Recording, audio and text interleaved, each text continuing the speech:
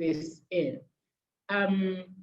He was my very first boss. When I say boss, I mean boss. I worked in his organization for 9 years, and that's where I'm going to draw some of the wisdom I would be sharing. So I've titled this session, Lessons from BAA. That's what I am really going to be talking about. So I worked with him for 9 years. The first 5 years, I didn't work with him directly because I had a boss. And then the next 4 years, I worked with him directly, and boy, he drilled me. You know, when I started working with him directly, I was quite happy. I felt that he was going to shield me. But instead, when others got one warning, I got two. So he pushed me to a point that I got used to giving nothing but my best. It didn't matter what other people did. It didn't matter what anybody was saying. I just knew that everywhere I was, I had to give my best. And so as a boss, I'll describe him as a very disciplined, very focused. He had zero tolerance for ineffectiveness. And so that means as teachers, I think it's even particularly more important for us as teachers to be excellent in all we do. Whatever you do, you must raise your head. So I'm not going to recap, but on what other speakers have said, I will touch on what they've done. But reality of it is, as a teacher, he wasn't a trained teacher, but a lot of things I do today in education, I actually learned from him. He had this innate ability to influence. That was just him. It didn't matter who you are. It didn't matter your age, whether young or old. He just had that innate ability to influence people. At that point, I just thought, oh, he's a very social person, you know. My brother loved partying until like 3-4 years ago when he got a bit spiritual. But he still went to his parties, but it was just that, you know, with age, you sort of calm down on certain things. So I assumed that it was because he was a jolly fellow that he was like that. But it wasn't so. He actually created time for each person. I will talk about that in depth soon. He created time.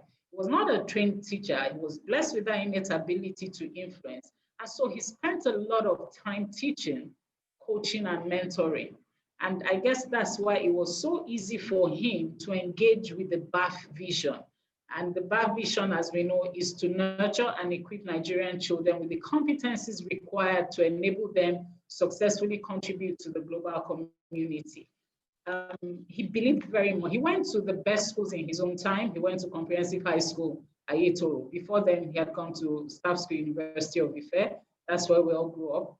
And so he went there. And then from there, he went to University of Ife. University of Ife was one of the best universities at that point. So not bad even today. Before he went to Unilag to do his MBA. So he went to the best. And I know that outside Bath, he's been very involved in things that happen in his alma mater in Comprehensive High School at Yetoro. He's been very consistent in doing things for that school. And so ultimately, it was quite easy for him to connect to the BAF vision. And we know the BAF vision itself aligns perfectly with the Nigerian national policy for education, which describes the purpose of education as the opportunity to acquire appropriate skills and competencies as equipment for individuals to live and contribute to the development of the society. My brother believed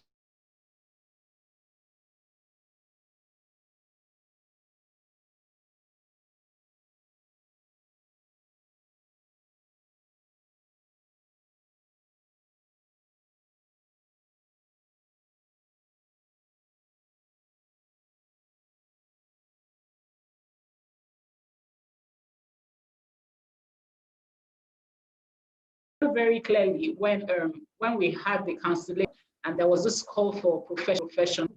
Yes. Okay, just hold them and let me. Thank you.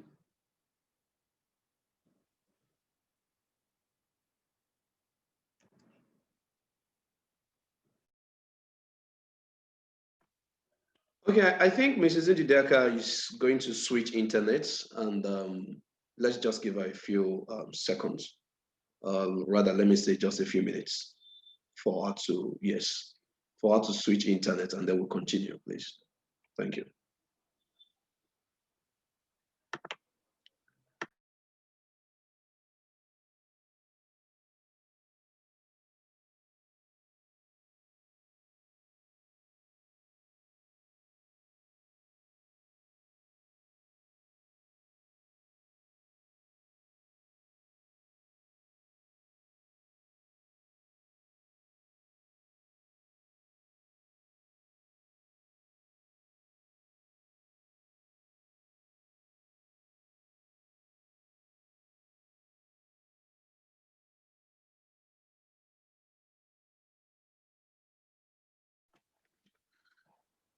Wow.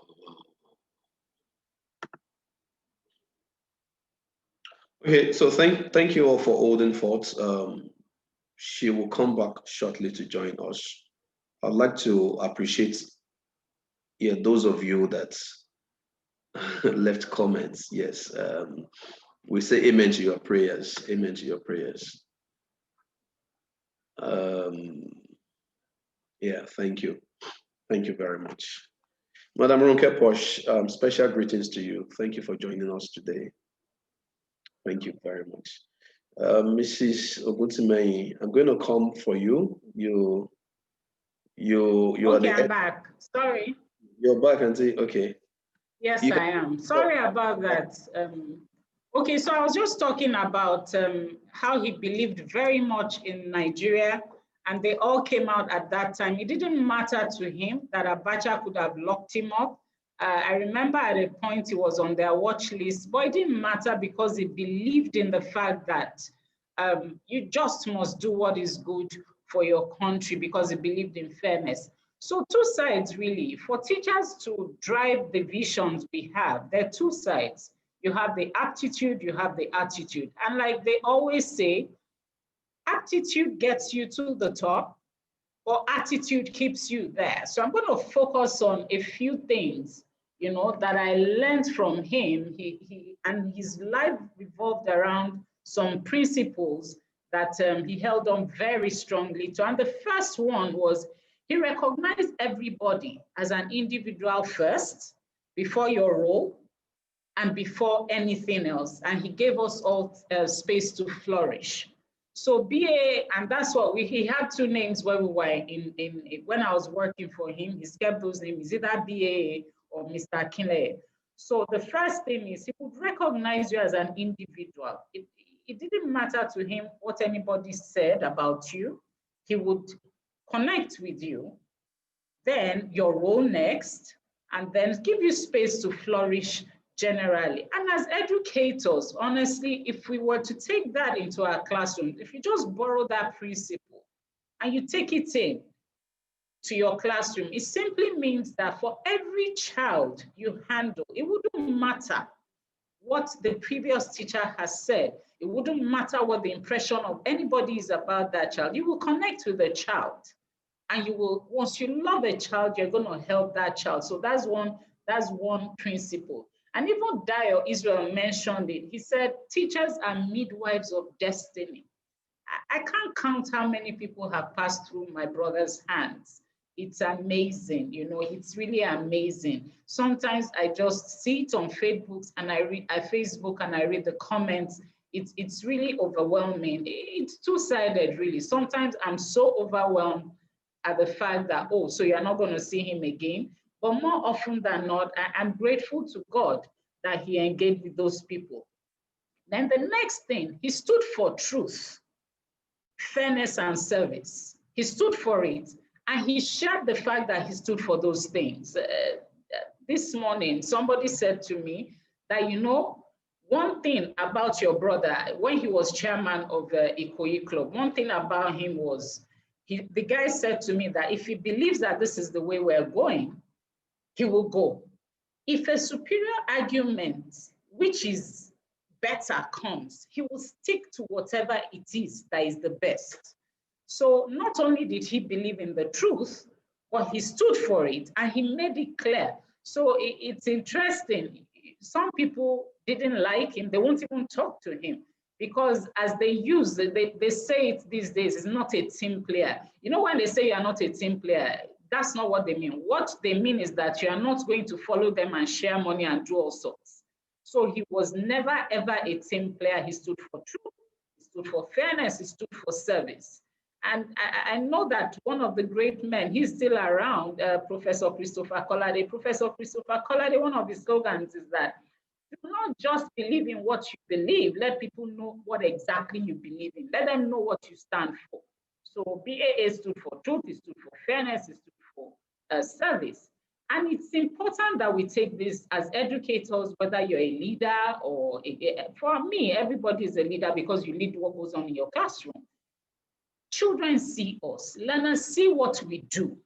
If you do not stand for something, right? If you can't declare the truth consistently, they know, and they will say, if my teacher lies. So it's important that we stand for the truth. If we all, everybody in Nigeria, if we all stood for the truth, you find out that number one, love will flow. Because with the truth, it's difficult to be mean to each other.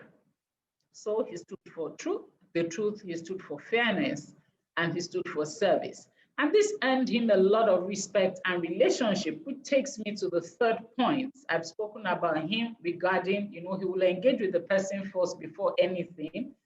Then the next thing, he had certain values and he shared those values. If you were not ready to align with those values, he was happy to let the relationship go.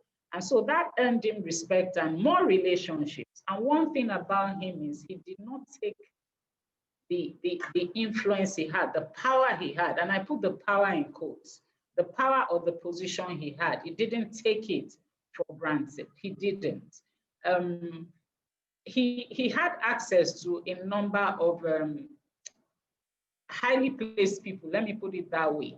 But one thing he never did was to go and knock on the door and ask for a favor that he didn't deserve. So if he put in a bid into any office, it wasn't contract in the context of Nigerian contract. He never did that. He will put in his bid. If you find out that is him, fine, and he would go for tender and do it properly. And that did not slow him down. So as a teacher, are you wielding that authority anyhow? I remember that Dr. Abimbola spoke about the 5 levels of leadership. BAA operated beautifully in level 5.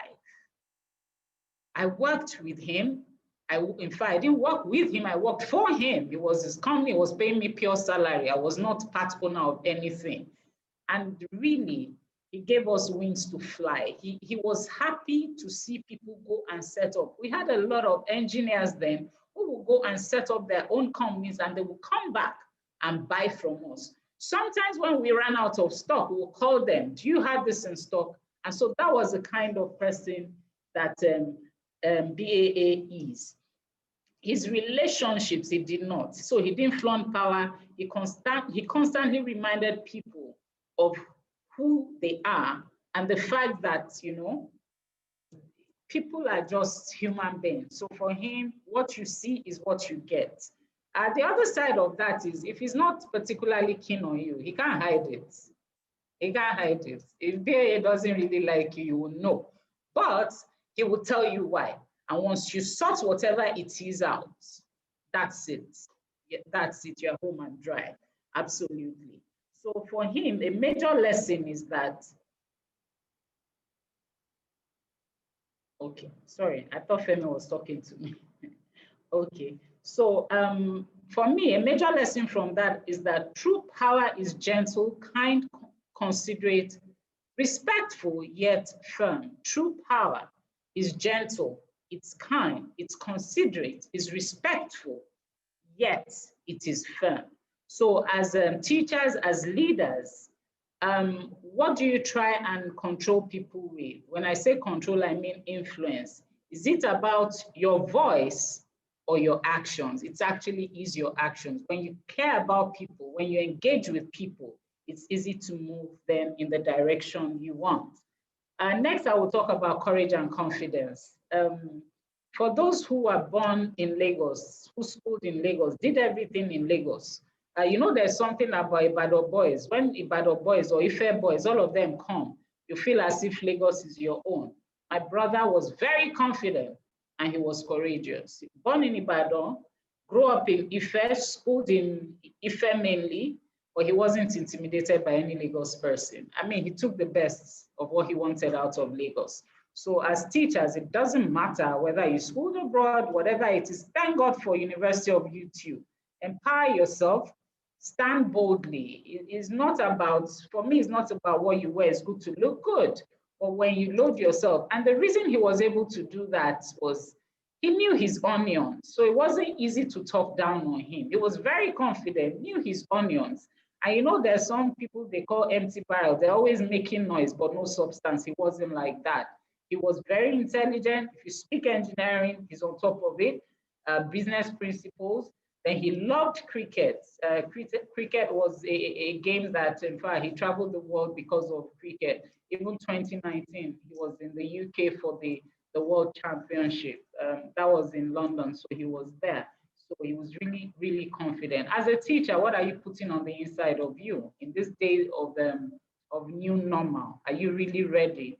When they talk about blended learning, when they talk about flipped learning, are you one who calls blended flipped, or are you one who just throws those terms around without actually implementing it?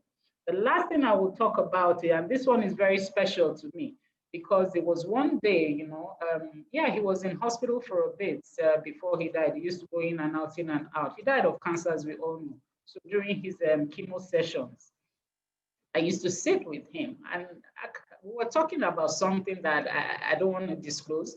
But when I asked him those questions, he said, well, that for him, he acknowledges his bridges, but he doesn't fret on how to cross the bridges before getting there. And for me, that was profound. You know why? Oftentimes we make our plans, and then you have step 1, step 2, step 3. You haven't even crossed the bridge of step 1. You are fretting about how are you going to cross the bridge of step 5. And let me give you a practical example. I was chatting with a friend 2 days ago, and she said to me, we were actually talking about her plans, you know, how to put things in place. And I said, no, let's put it in perspective. And she said to me, she has 3 children. And she said, well, she's not sure about whether she wants to send her first child to a particular kind of school. I said, why? She said, well, because the younger one too will get to the university level, and will she have money? Then the third one. And I just sat and I looked at her. I said, why are you using your today to judge your tomorrow? You know, you will, if you need it, you will have it. That's the reality of it. So that's just a simple example, but that's something BA always did. And he when he said it, I just, you know, a lot of things. And so basically what that is I cross my bridges when I get there. I identify the bridge, seek understanding, but I don't overthink or fret. When I get there, a way will open. And to be honest, if you are one that believes in God, he always makes a way where there is no way. And I believe that, you know, he had a certain kind of mind. And I believe that supported him, because one of my greatest testimonies as somebody who sat with him most of the time, he didn't suffer any pain. And for me, that's something I always say. We all are grateful, but I'm particularly grateful, you know, because when you sit with somebody who is in pain, somebody that you love dearly, is not an easy thing. So I believe that his positive mind also, even in that state, God was faithful and he honored that. So as they say, wisdom is the right application of knowledge. Really, everybody seated here, you do not have an excuse, because in the last 6 weeks, we've had facilitators. Facilitators have shared the knowledge with you, and keynote speakers have constantly shared also with you, what's it called? Wisdom from practice, wisdom from all sorts. So now that schools are gonna go back, children are coming, you know, and there's a huge learning gap. Some of them is not, in some cases, not those children that you released to lockdown, they're not the ones that are going to come back. Different things would have happened to them. Some would have lost relatives. Some would have had experience in abuse, you know, they would have been exposed to all sorts. And so I'm saying to you now, what attitude are you receiving those children with? How are you going to connect with those children? How are you going to engage with those children? The last 6 weeks you've been fed, you're just going to be fed with some more things on literacy. There really is no excuse. I'm confident that Bumi Adedayo Foundation will continue to empower educators to nurture and equip the Nigerian child. I do not have any doubts regarding that.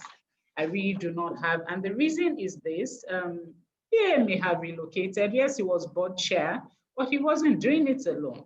He left a very strong team behind, and I'm really grateful to the BAF team, ably led by Femi Martins. I say thank you very much. I mean, that's some hard work that you guys do, because as BA would always say, Femi, go and work it out. When you know what you want to do, come, let's talk. And so that's it. And I'm also very grateful for to the facilitators. We have a very strong team of facilitators. The work is going to expand. I'm sure more facilitators will join. There are plans to reshape this work. Adedayo Foundation, I see it going higher and higher, because I know that number one, BA is not God. It's God that is the one who gave the grace to start this, and it's only, things can only get better. And so to everybody on this platform, I say a big thank you for giving me permission to share my brother with you, because that's what I just did. I just shared a part of my heart with you, and I'm really grateful that you all sat through this and you listened to me. BAF is going places. BAA may have gone, but BAF remains, and it will grow stronger and stronger. And remember, the entire concept of Bumi Adedayo Foundation was built on somebody's pain.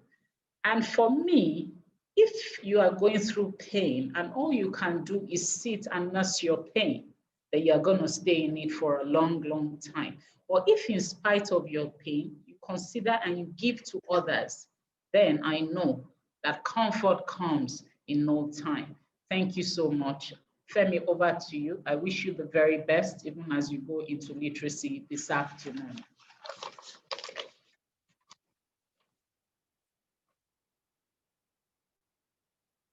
I'm sure Femi is going to take over shortly. But I know we have our facilitators in the house, so they would. Yes, thank you so much for the kind comments. I appreciate. I thank you too. Thank you. So Femi. Thank you very much, Ma. That was deep. That was very deep. The comments that people made, and the way you went on and on to talk about a little bit of what I'm privy to, and but really I didn't know that you ever worked with him. Amazing. 9 years. 9 whole years, wow. So thank you very much for sharing in your wisdom, in your experience, and for telling us a little bit more about Mr. Akinleye.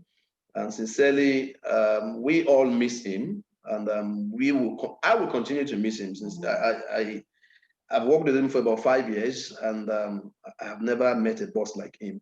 So really, over to you, our participants, listeners.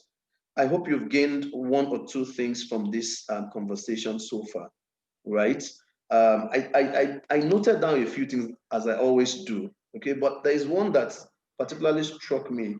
She said that let people know what exactly you stand for. He who does not start for something will fall for anything. So please, it's very important that you not only know what you stand for, but let people also know what you stand for. As a teacher, as a parent, as a leader, I lost a big, like, the best boss ever. The best boss ever. He stood for me, he fought for me. He told me, Femi, just keep going, we are with you. And I can almost tell you exactly what he would have said, like about today. And that's why we're having this session. That what would he have said? He would have said, just go ahead, you need to do what needs to be done. We'll come back to sort other things later. So please don't let us allow sentiments to cloud our judgments. Don't let the issue, the state of the economy affect us, that we will then not do what we need to do. Okay. All right. So we'll let us all know, have more details about BAA. Yes, BAA lives on. Thank you very much. Quickly, we need to move on to other parts, other aspects of today's conversation. For those of you that would like to watch a replay of this, this is currently being it's being streamed live on YouTube. If you go to YouTube, look for our channel, Bumedayo Foundation.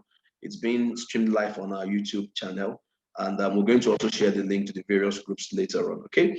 All right. So quickly, let me share my screen as we. Okay, some people do not know. I've never seen Mr. Akinle. Okay, so let me just share his picture quickly so that you can see for yourself. Okay, so can you see my screen? Okay, so that is Mr. Babatunde Akinle.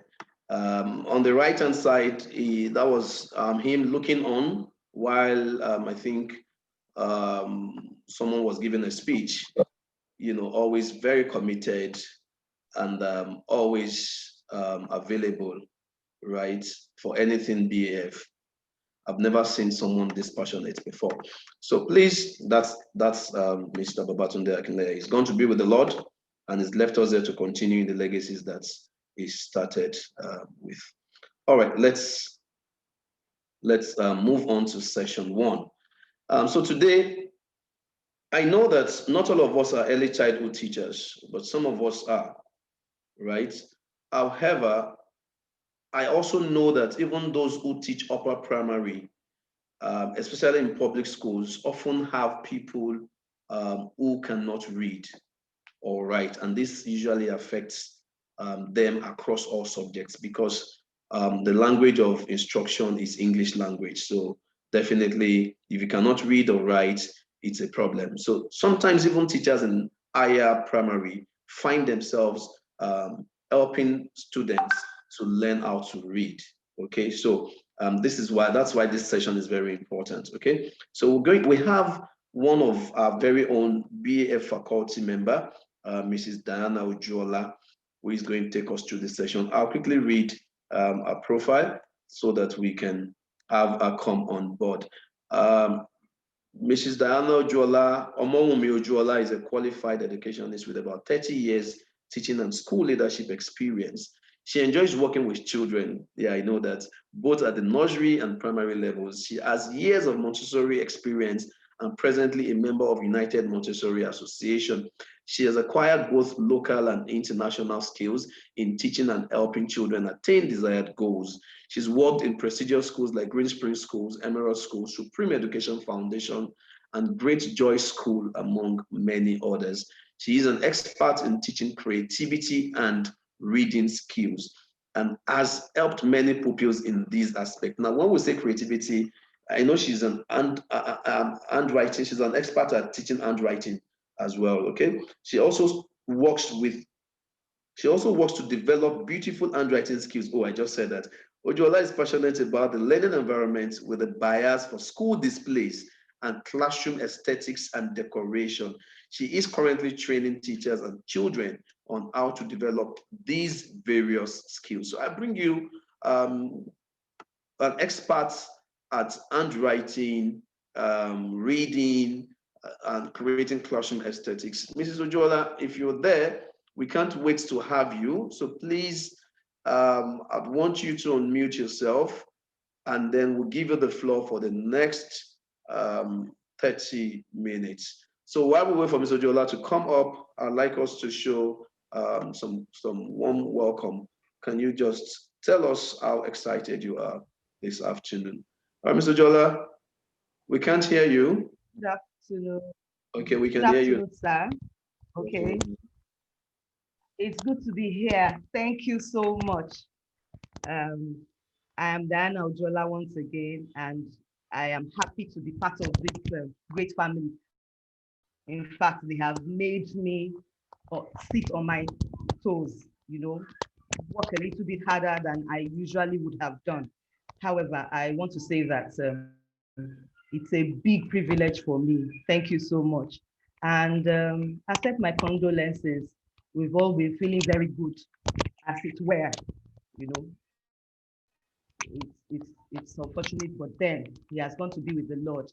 Thank you so much, BF, and may God continue to allow BF to move on and on and on and on. Okay, I don't know if I can share my screen now. Yes, let me see. Okay.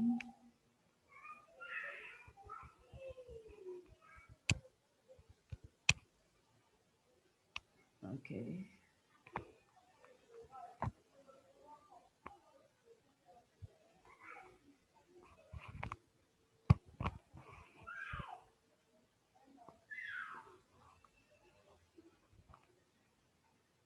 All right.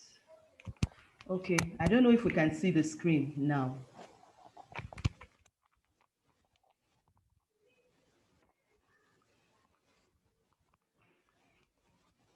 Hello, please, if you can see my screen, let me just. Yes, ma, we can see your screen.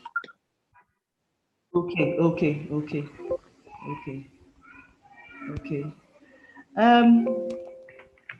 Okay, so basically we'll be talking about reading today and how to develop the skills in reading. Okay, so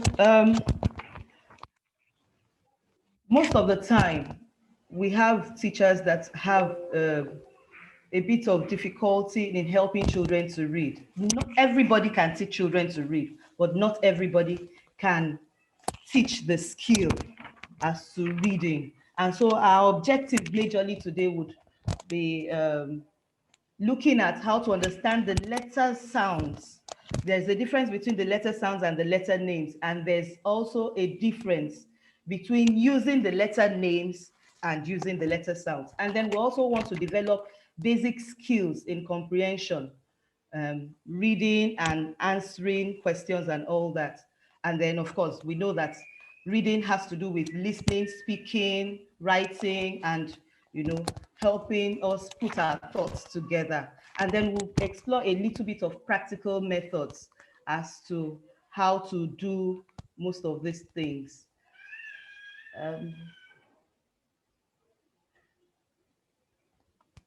Before we go on, I would like to have a few questions, and I'm sure a poll will be going on as to what we can gain from the reading skills.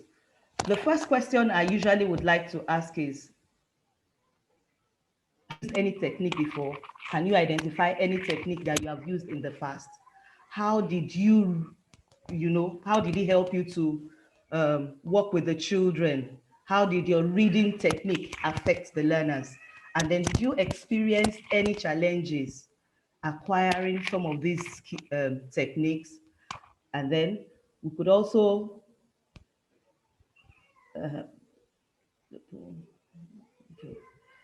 and then did it make any difference during the teaching and the learning process? Then what impact did it make on the learners? All these things we need to check while we're working with the children. I once had an experience during my years as a classroom teacher, a grade 1 teacher now. There was a little boy that was in grade 3. It was about 8, going 9. And he had the difficulty in reading. Unfortunately, the teacher could not help him. And so she was like, I've done everything I could, and there's really nothing I can do to help. And my boss beckoned on me and said, what can you do to help this boy? I said, okay, can we work on something? Can he come into my class, grade 1, for about 2 weeks? Let me walk around helping him. And then she agreed, and we talked to the other children that this boy is going to be working on a project and we are all going to help him to achieve success. And everybody was ready. My class they were ready to help Gani, as it were. And then at the end of the day, after 2 weeks, he was able to read. We started with the sounds, and then we began to work with pictures. We began to work with putting sounds together and all that. And he was able to read. And then after that 2 weeks, we now said, okay, go back to your class. And he refused. He said he would rather stay in that class. And he continued in that class until he got to grade 2, he got to grade 3, and by grade 4, he was ready to write the common entrance exams because he was very matured and he was ready to do all that he needed to do. At the end of the day, what are we saying? A teacher must be passionate, you must be ready to help at every point in time. You must be willing to do so much for the children. And of course, your love for the children will keep pushing you to doing a whole lot for them. Then you must be friendly, you must be approachable. And then at the end of the day, you must always have that passion to read yourself. If you don't know how to read, if you find it difficult to read, you won't be able to lead children to read. And so these are some of the little tips that we want to help us get. And thank God, last Tuesday, I think, had somebody came to present to us one of the apps that could help us. There are so many materials that could help. And so we'll be talking about those materials much later.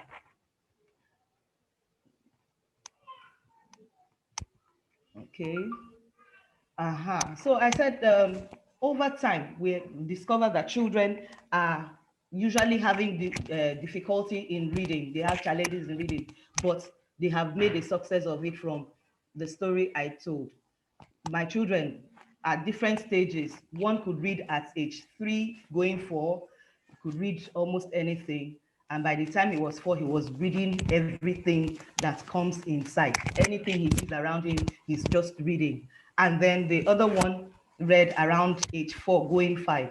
The last one did not show the signs of reading until he was in grade 1, going to grade 2. And every time I'll tell him, come, let me read to you. And he will tell me, okay, he will allow me to read. And on a particular day, just told me I can read by myself. And I was like, if you can read by yourself, why have I been reading to you? And he said, well, you just like to read to me. And that was the point where I realized that you don't actually help them to read. You don't do it for them. Don't read for them. Help them. Give them aids that will help them to read. And that's how I came about some of the things. I don't know if anybody would be able to see my screen, see me on the screen. I have some materials that I put around my classroom, to help the children read.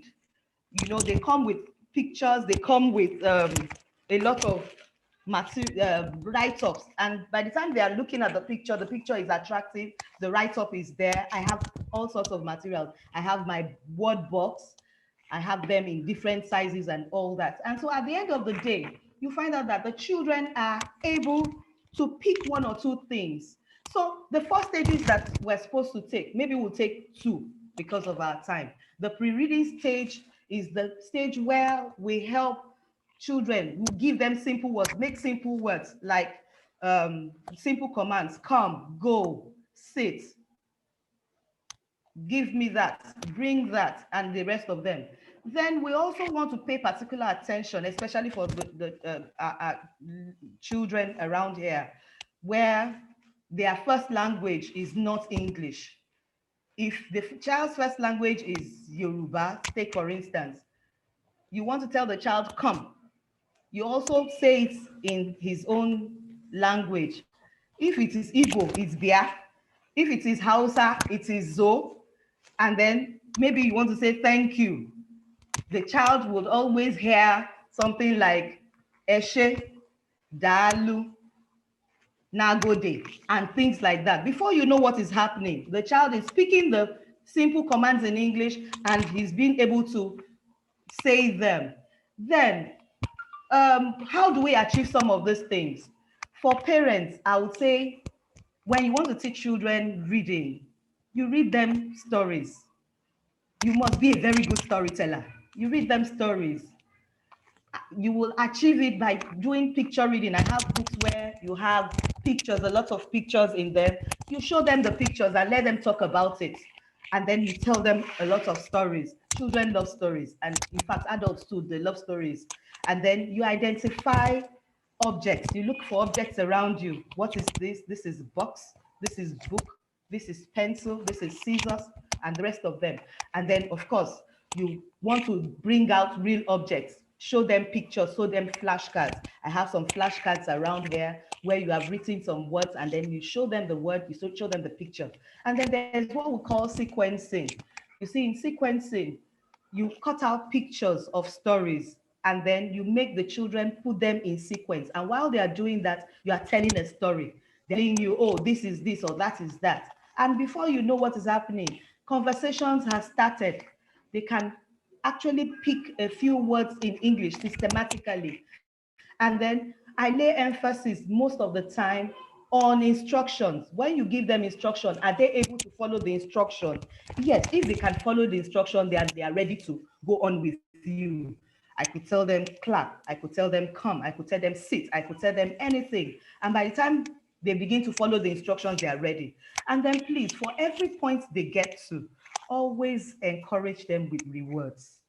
You don't necessarily have to get them big things. Stickers, thumbs up, clapping for them, smiling at them, giving them, stars and all that would always give them an edge. They will be so happy to move on to the next stage. Of course, you know that you are moving from a simple level to a more complex one, and they are happy about it. Then we move to the reading stage one. The reading stage one is very important, very key. They identify sounds. And usually I usually will tell my colleagues that they don't start with in sequence. You don't do A, B, C, or A, B. You go at random. Children don't cram. If they don't cram, then they are able to give you words within a short period of time. There are 26 letters in the English alphabet, but we have more than 42 sounds. If you are conversant with the Jolly Phonics material will teach 42 sounds. And usually it's, they don't do it in sequence. They don't do A, B, K, and the rest of them. So we go with the sounds, we teach, and I hear a few teachers would say, we are teaching sounds, abokodo. If you do abokodo, you have made two sounds come together. B is B and O together. So we separate them, B, A, B, K, D, so that by the time they are beginning to string those sounds together, they don't make the mistake of putting another sound into what they are supposed to call. And so after doing that, they associate the sounds with objects, with pictures. And then after that, we want to identify confusing sounds, because they are doing B, they are doing D, they are doing X, they are doing S. All the sounds sometimes sound confusing. And so you associate them with words, with pictures, with objects. And then you teach that as well, confusing sounds. There are two different sounds. One vibrates, one is soft. You have x, z, x, s, things like that. And then of course we match those sounds with the objects, we match the sounds with the pictures, we match the sounds with the words. And then at intervals, again, we make sure that we dictate to the children at random. We always ensure that we dictate to them at random. Write k, write write s, write write a.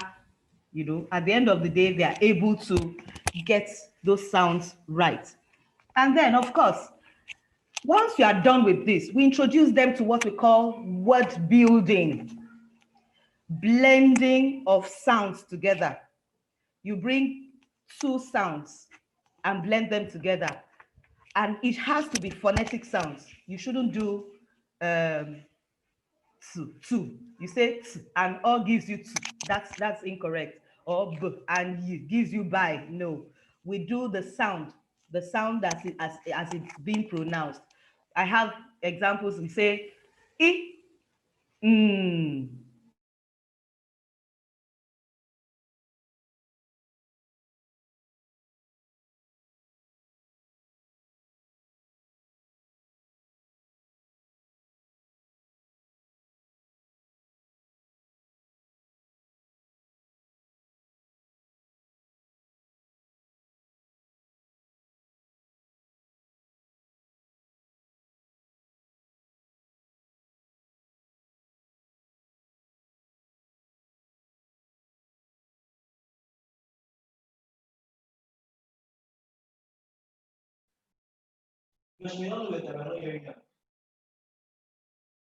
Hello, Ma. We can't hear you again. If you're still on, we can't hear you.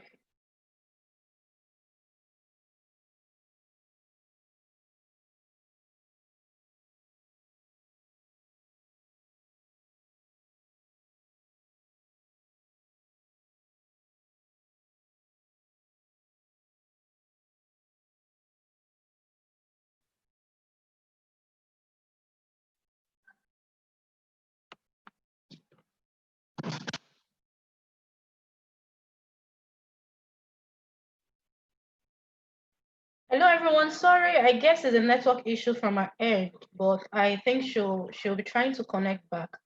So just hold on for a few seconds or minutes, please.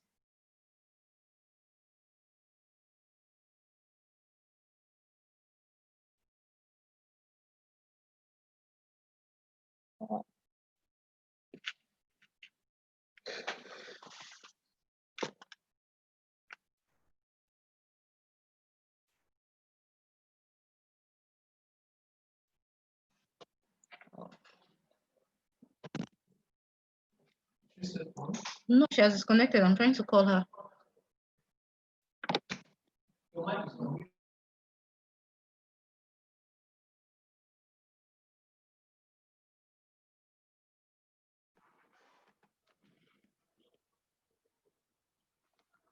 Okay, sorry about that. Mrs. Ojola got disconnected. We're trying to reach out to her to know what the problem is.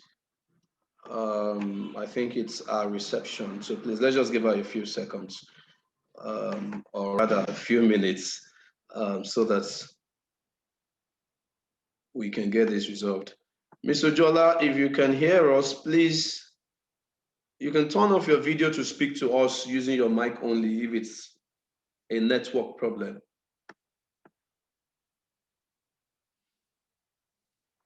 Okay.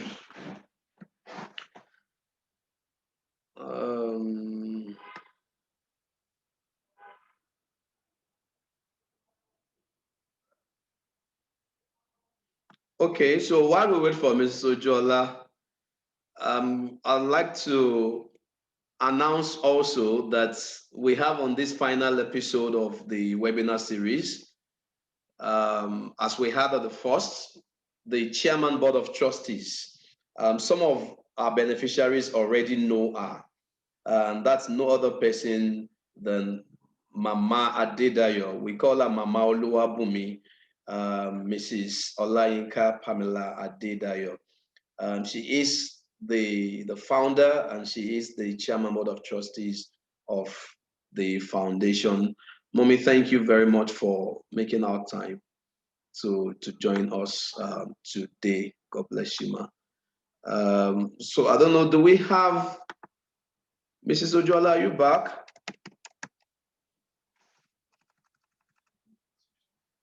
Okay, so we don't have much time to wait. Obigwe, please just check if we have, if the next speaker is available to come live, so that we can save some time. If Mrs. Ojola then comes back, we can create time to finish up. We have another amazing speaker. Who is that? Okay, so we have another amazing speaker for today, because we need to move on and not waste too much time. When Mrs. Ojola comes back, we're going to, she will wait for the second speaker to finish, and then she comes in to finish up our own session. Okay, so we have another amazing speaker who is a speaker for the second session. And again, from what you've noticed, today is all about perfecting the art of, reading, writing, literacy. And come to think of it, the essence of basic education really is numeracy and literacy. And yes, maybe a bit of science, right? And these are indicators. There are other psychosocial, psychomotive, other aspects of learning, but in terms of the basic, you want children to be able to learn to read and write. You want them to be able to process basic mathematical operation, such that even if the only education you are able to access is primary education, and then you go on to learn fashion designing, or you learn mechanic and what have you, it's important that you are able to write your codes and prepare other people, and prepare invoices and what have you for your customers. It is important that you are able to read the screening machine, right, and read what is there. So literacy and numeracy seem to be the most important skill sets that we need. I understand that Mrs. Ojola is here. Obigwe, please confirm that she's here and she can take a session. She can complete the session now, so that we don't keep going back and forth, please. Yes, sir, she's here. And she can take her session. Okay, so I'll leave the floor now for Mrs. Ojola to finish up her session, and then we go on to have Mrs. Fagbon. Ms. Ojola, please, you have the floor.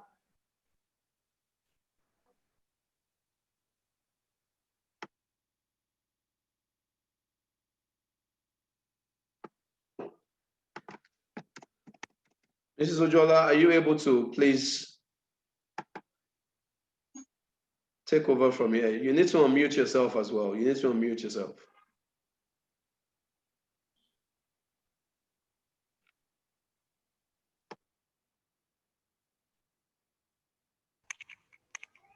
Okay, can you hear me, sir? Hello? Yes, we can. Okay.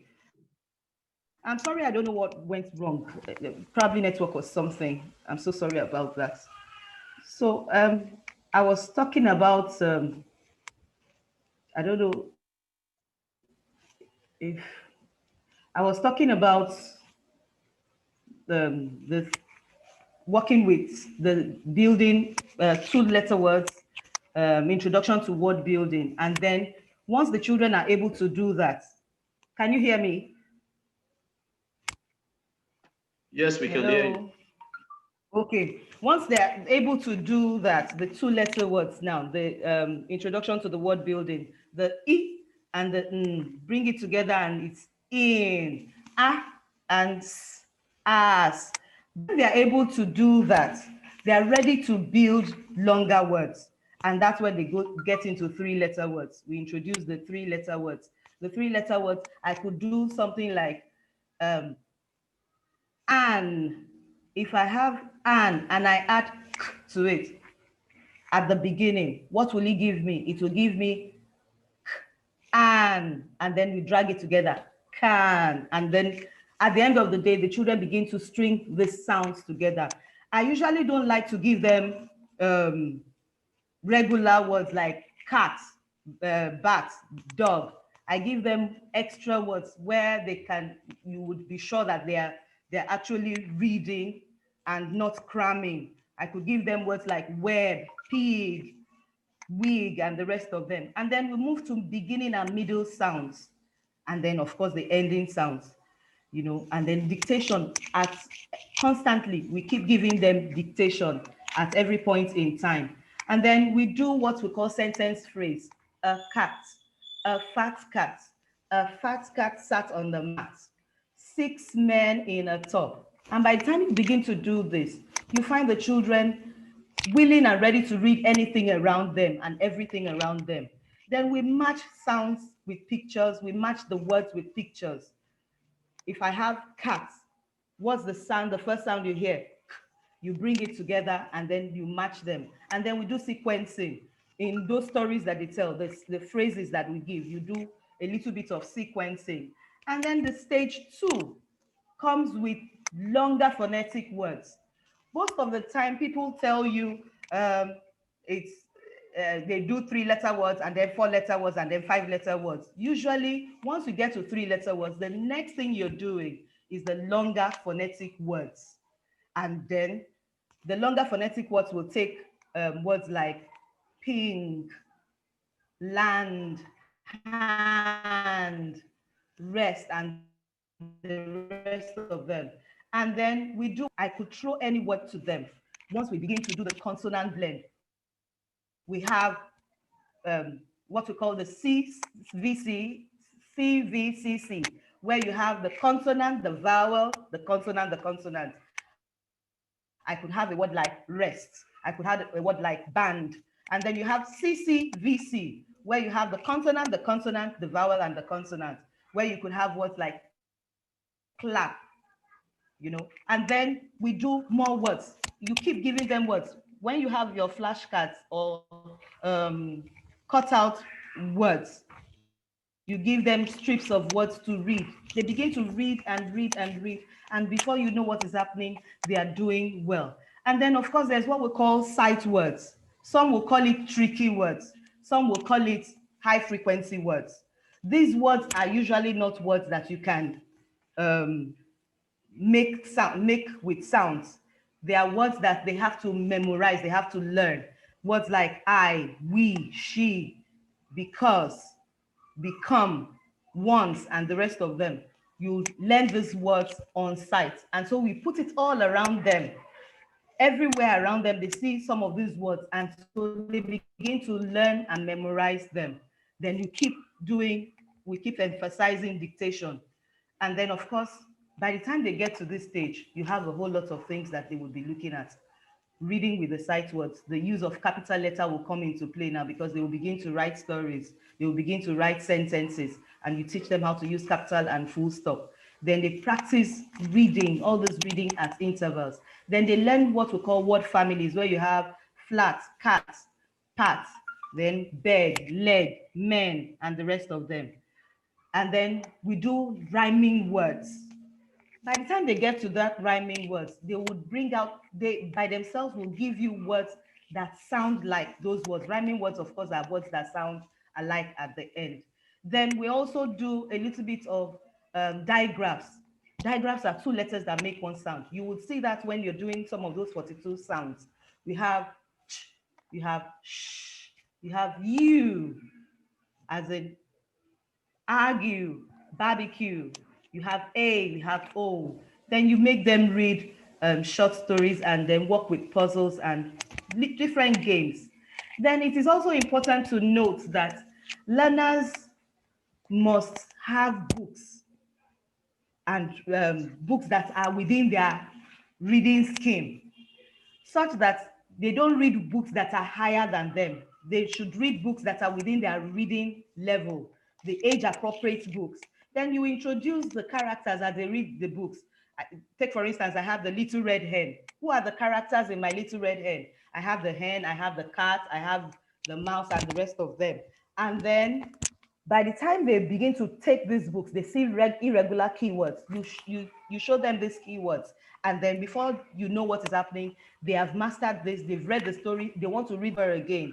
Then these books should be readily available to them when they are reading.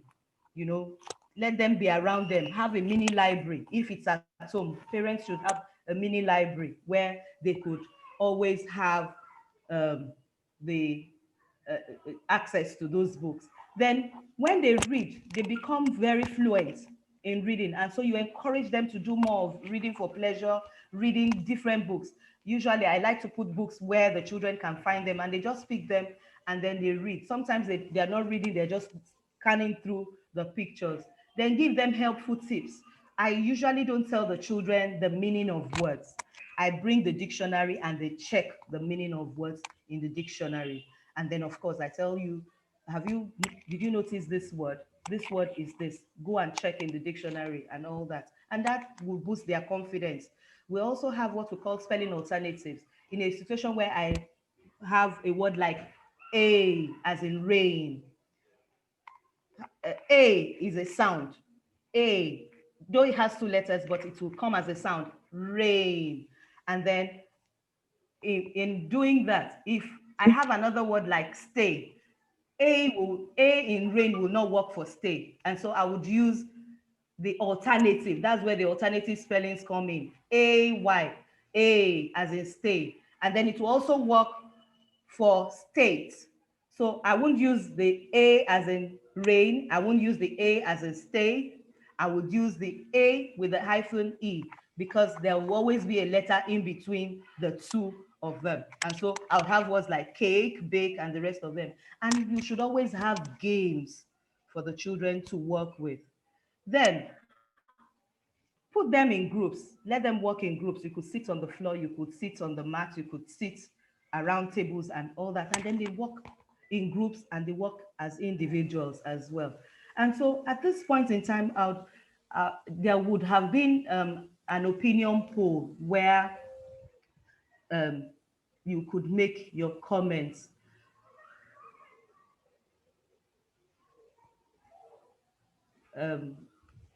Sorry. So most of the time, when the children get to this point, you find out that they are able to read extensively.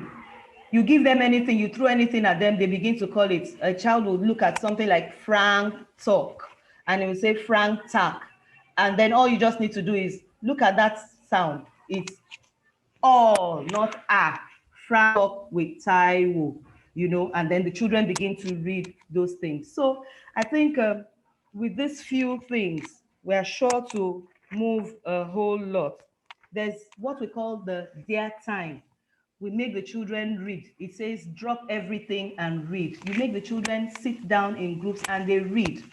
When we get back to school now, we just encourage the children to just keep working around it. And once a child has the learning, the reading difficulty, all you just need to do is take them back and we'll be able to work with them conveniently. So I think that's a bit of it. I can see this, the opinion poll here.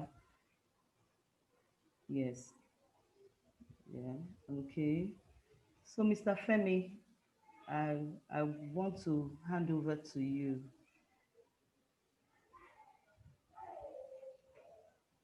Hello, sir. Okay, hello. Yes, yes, ma'am. Okay, thank you very much, ma'am, for this session. I guess you're done, but John, please, I can't see the screen. Okay, so why I will be introducing the second speaker, I will advise our participants to please drop your questions on the comment section. We'll pick it up from there, and at the end of the session, the facilitators will respond to your questions. So thank you once again. You can also show your appreciation to Ms. Sojola for this awesome session, the enlightenment session she has given to us. So without wasting much of our time, I think Mr. Femi was doing this. Okay, let me just go through the profile of our second speaker quickly. Our second speaker is Mrs. Olufunsho Kende Fagbon. She's the coordinator of Glowing Stars Learning Center, and she consults for schools that aspire to improve the comprehension and creative writing skills of their pupils.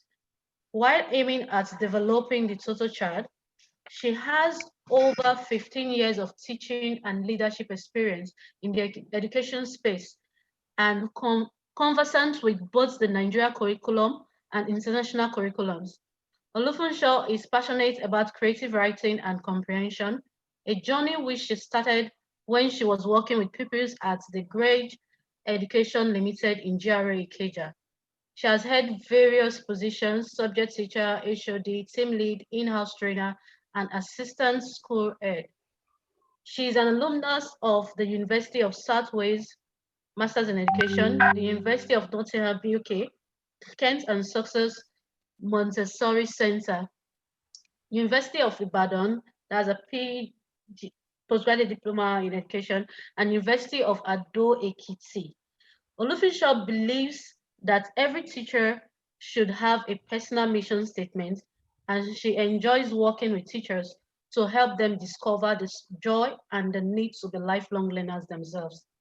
So this afternoon, we bring to you Mrs. Olufunsho Fagbohun. Mrs. Fagbohun, you can unmute yourself now and share your screen and take over from here. Thank you very All much. right. Thank you very much, Ovigwe. I hope we can hear me. If you can hear me, just type a yes. Thank you so much, everyone, for making it to this final session. And we hope that it will really be the icing on the cake for you. Before we start, we'd like to say that our hearts and prayers go out to the family of Mr. Babatunde Akinleye once again. And we pray that God will give the family the strength and fortitude to bear the loss at this time. So, can you hear me? Good. I can see yes, yes, yes. All right. Thank you. Thank you. Ovigo, I need permission to be able to share my screen. You can. You're a co-host, so you can share your screen. Okay, because it keeps saying host disabled something. So please check it. Yeah. Remember, I'm using the system. Yes, please. Okay, let me connect. Let me make the other user a co-host. Your other. All right. Your other Thank you very much. Okay. So as we wait for Obigwe to do that, we are going to have a poll coming on by the second slide, and I'm going to be giving us time to answer the question on the poll, because it's really good to know what our perception is on the standard of literacy in Nigeria presently, so that when we know where we are, we can actually move on together and see what we can do to improve on the situation.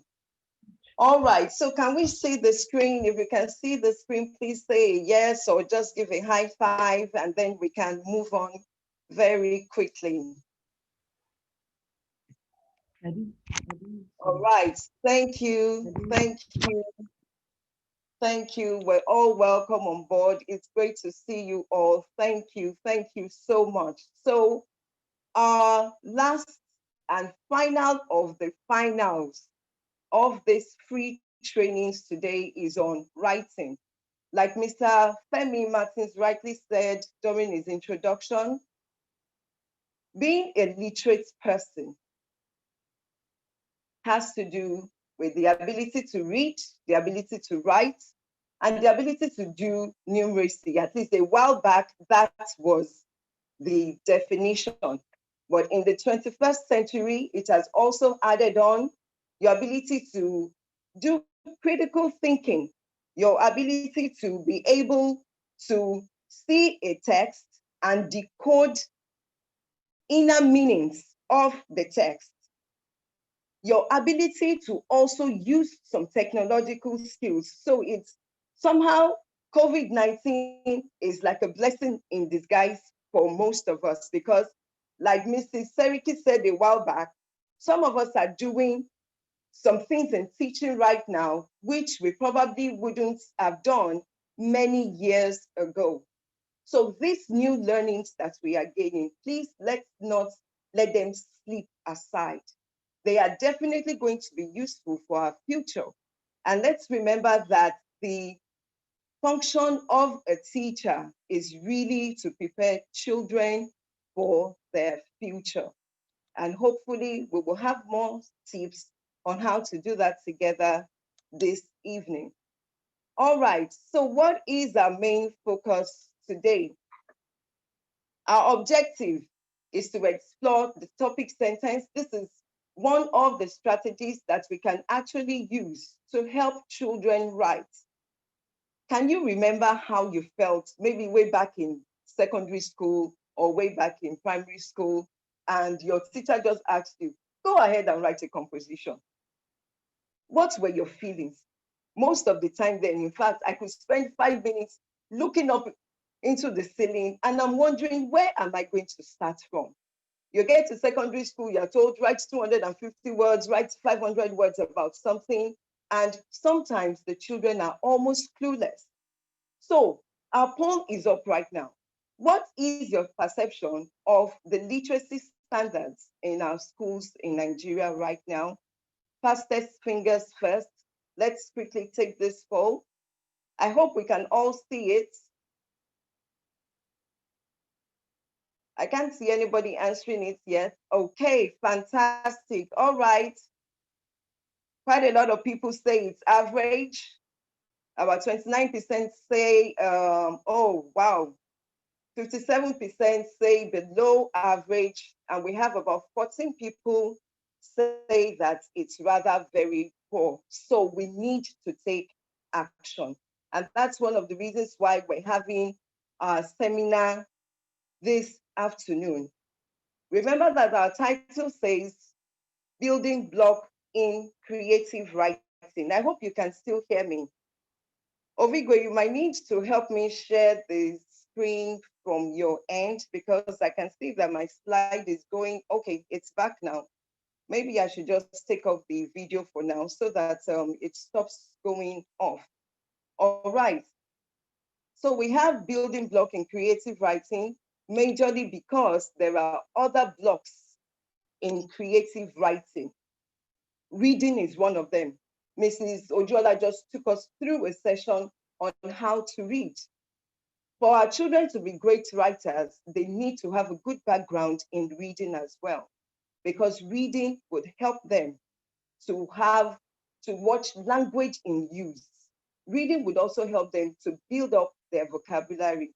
All right, so our poll results show that the literacy standards, a lot of people say average, okay? So the larger number say 54% literacy standards in Nigeria is average. Okay, so we'll move on from our objective today to the next slide, showing us what our focus is as we move on today. So we're going to be working in 3 different segments. Why? Why are we having this particular topic? Of what relevance is it? Of what use is it going to be to me as a teacher, as a head teacher, in case we have parents here, as a mom, as a dad? Why would this particular session be useful to me? How? You're talking to us about how to develop paragraphs. What exactly am I supposed to do? Like I said previously, a lot of times children are just given the task of writing, but they are not shown the skill of how they can actually achieve that goal. And then what?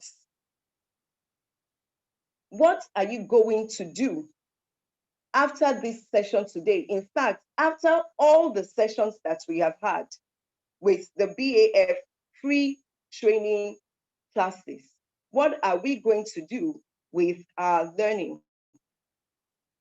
We'll move on very quickly to the next slide, where we're going to look at our why, the reason why this particular session is important to us as teachers, as ed teachers, as parents, and people who generally want the standard of education in Nigeria to improve. So the relevance. Writing is a core aspect of literacy. Montessori helps us to also understand, and I'm sure quite a few other theorists would have that background as well, that there is something about the hand and eye and brain coordination. So writing is an intellectual core aspect of children's learning journey that we can't leave aside. Our second reason today, students have challenges with writing.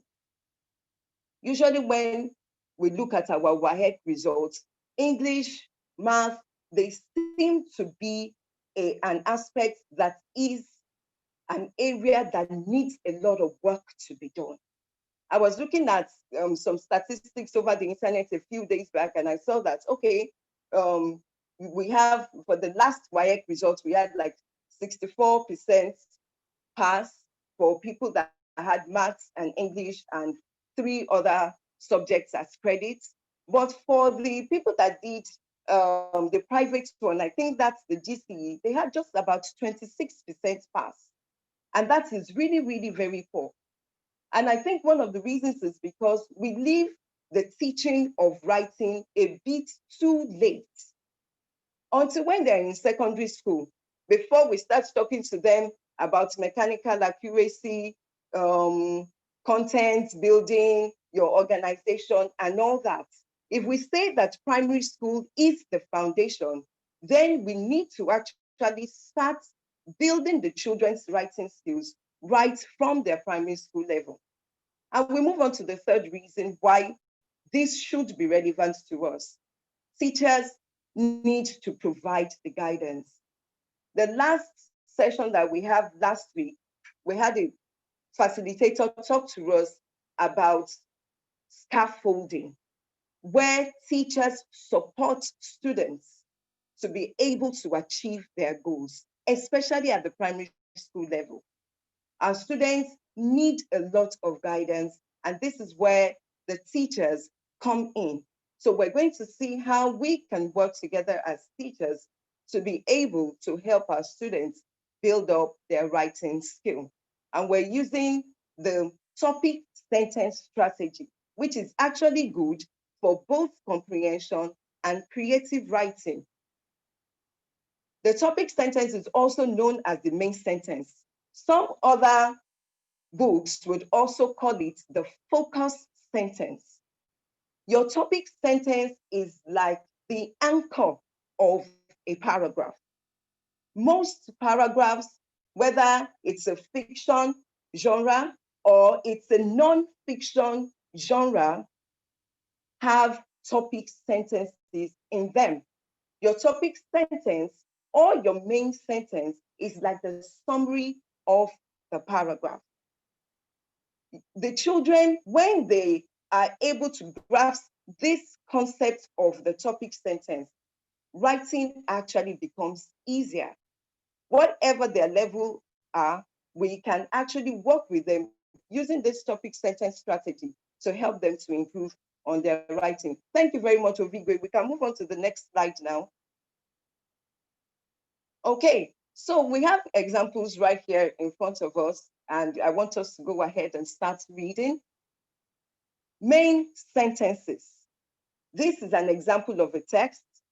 And at this point, I would like to tell us that it is so important as teachers, when we're working with students, to provide them with models, provide them with examples of what you are asking them to do, so that they can sort of follow in your footsteps to be able to do that particular task that they are being given. Let's read this together.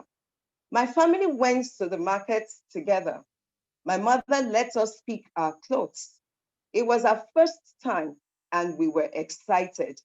After that, we went to eat and I chose rice while my brother had beans.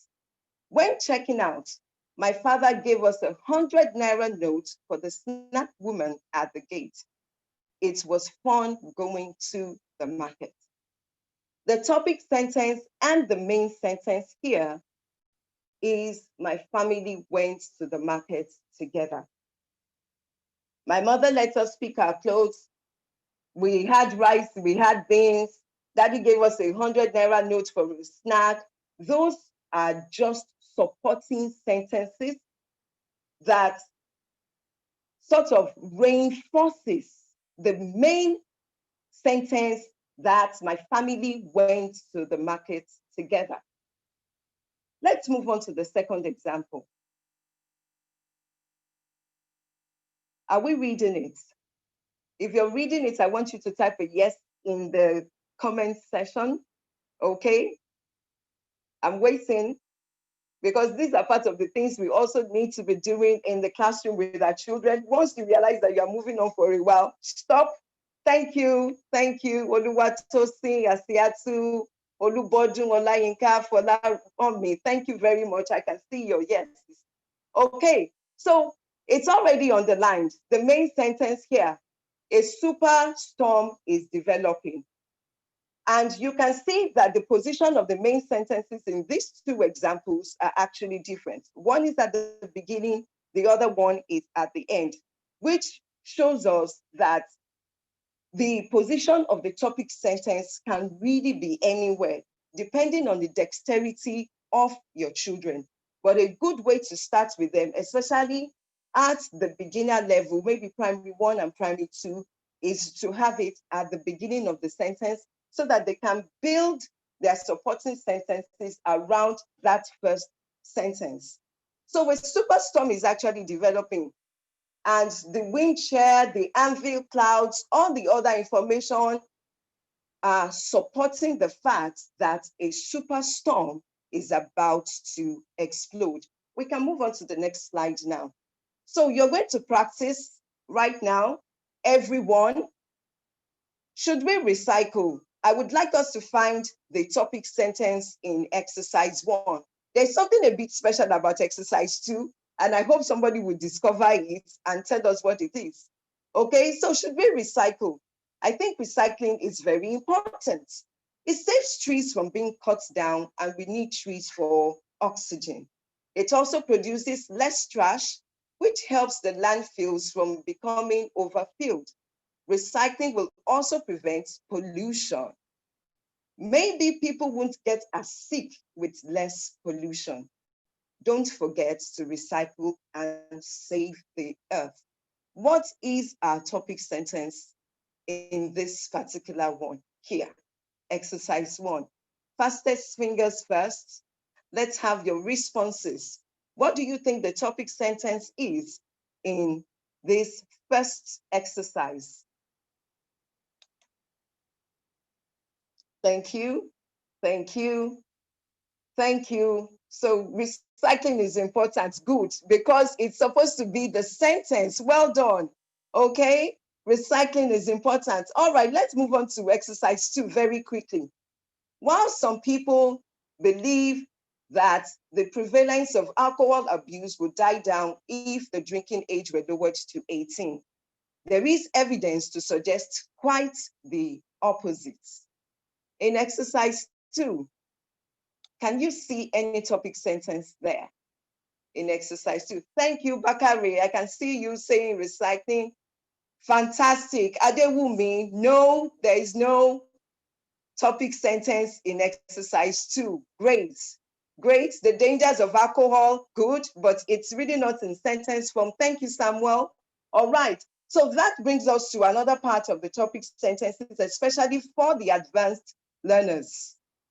Sometimes your main idea is just an idea, and it's really not in a sentence form. And that's just another creative way to make the paragraphs more interesting.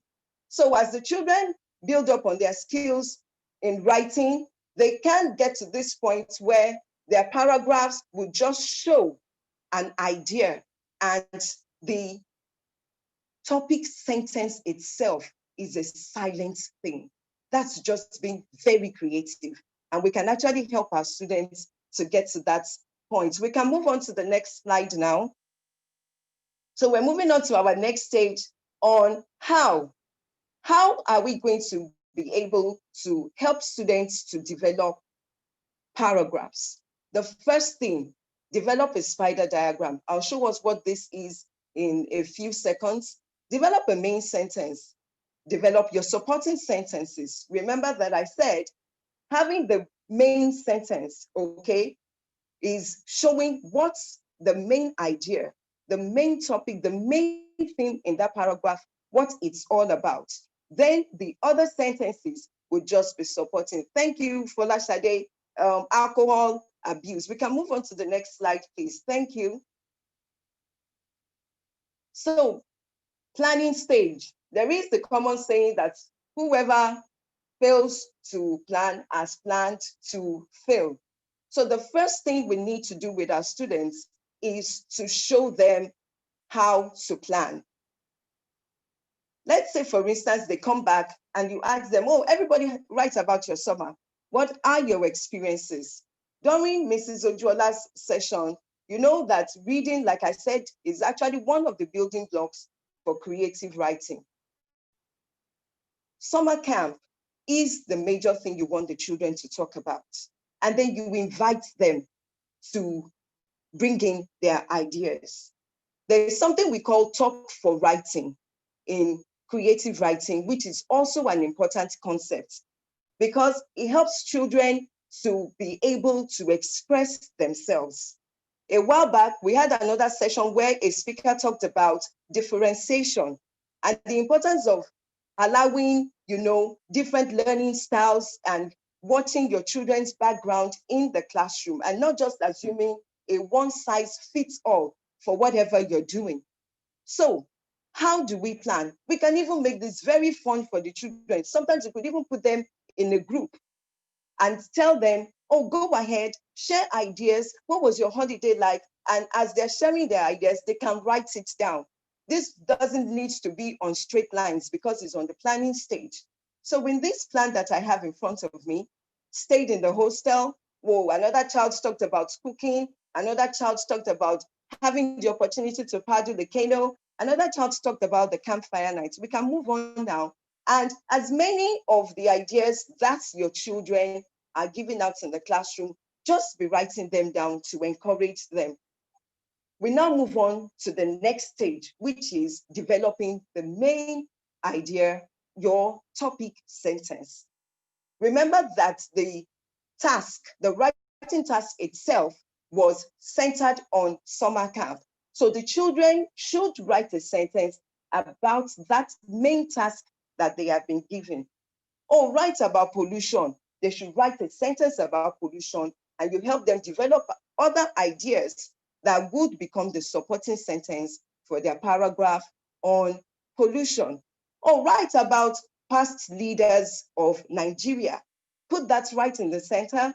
They develop a main sentence on past leaders in Nigeria, and then you help them to develop ideas for other supporting sentences about that main topic. So this is a strategy that can really work even for our social studies, civic education, whatever topic that we're given the children, we allow them to go through the stage of planning. Just put down all your ideas. Sometimes at the stage of planning, you will see that some words would eventually go in and some other would not go in. And you also help the students to understand that planning is important so that they don't get stuck along the way. So our main sentence here, developed from the task, is going to camp was the best part of my summer. We can move on to the next slide now, where you will now see the supporting sentences that have been developed from the planning stage. Okay, if you remember, we had paddled the canoe, stayed in the hostel, cooked our food, campfire night, and all that. So now we have put those in sentences right here for the children to be able to see. And everything that we're doing, you're just writing them down so that your children can see it and they can model what you are doing. Let's move on to the next slide, please. So in this next slide, we can now see the paragraph has been developed. Going to camp was the best part of my summer. Remember that that was our topic sentence, the main sentence. I learned how to paddle the canoe. It was fun. Now, this was fun is an addition because during your talking time with the children, it's also important to ask them, oh, how did you feel? Was it exciting? And whatever their feelings are, you can encourage them to add it on when they are now writing their full paragraph. And that's why this particular paragraph here has "it was fun" added to it. Oh, we also learned to cook our own food. My favorite part was the campfire. I can't wait to go back again next year. Can we move on to the next slide, please? All right, so this is your own task, although I'm not sure we have enough time to do that. But at this point, because we're almost done now, I would like to emphasize a few other things that will be important. and that is the use of examples. We know children do well when there's repetition and repetition of a particular concept in the classroom. Then we already mentioned that this paragraph method is one of the building blocks in creative writing for either the fiction genre or the non-fiction genre. We have other building blocks like their ability to be able to use words. Have you ever read a boring story before? What was actually very boring about that story? It's probably the use of words. And at the beginning, the author could not catch your attention. So other concepts like sentence starters, paragraph starters, story starters are also very important. Starting with a dialogue, starting with an action, okay? Starting with a question. Usually when you even start with a question, you immediately get your learners to become active participants. And they're not just sitting down and they're, sort of downloading everything you are saying. By the time you're asking them questions, you are making them think about what they need to do. As I'm talking, I hope some of us are, trying to put our ideas together for this particular one here, even if, I'm not expecting us to do it in a sentence form, but if you can just write a main sentence or a supporting sentence that would help us to develop this paragraph, it would really, really be nice. So let's move on to the next slide. Okay, so finally, we're here. One of the sessions that we also had last week talked about reflection. So what do you plan to do after the session today? As teachers, it's really so important for us to look in the mirror and check what we're doing at every point in time. Mrs. Ndidiaka talked about the fact that, said something about teachers being trailblazers, people that just have to be strong, to be able to move our learners on to their future. What are you going to do after today? Do more research, find out what else you can actually learn about how to help students to be able to write. We might just be on our way to developing the next Wole Soyinka or the next Chinua Achebe. Let's give them the skills and stop telling them what they should just do. So we have another poll up right now, and it says below is a list of basic skills for learning to write well. Which one is the odd one out? Okay, so good. We're fantastic. We're a very fantastic audience, because I can see that the majority have gone for using fancy words. Your handwriting is very important. You know how it is when you pick up a piece of work that is badly written. Sometimes you just want to put it down and quickly go through the other ones. Good. Reading books. I can't see anybody choosing reading books, but reading is also very, very important for us to build writing in our children. Okay. And one final thing I also like to say is the fact that let your children work towards a target.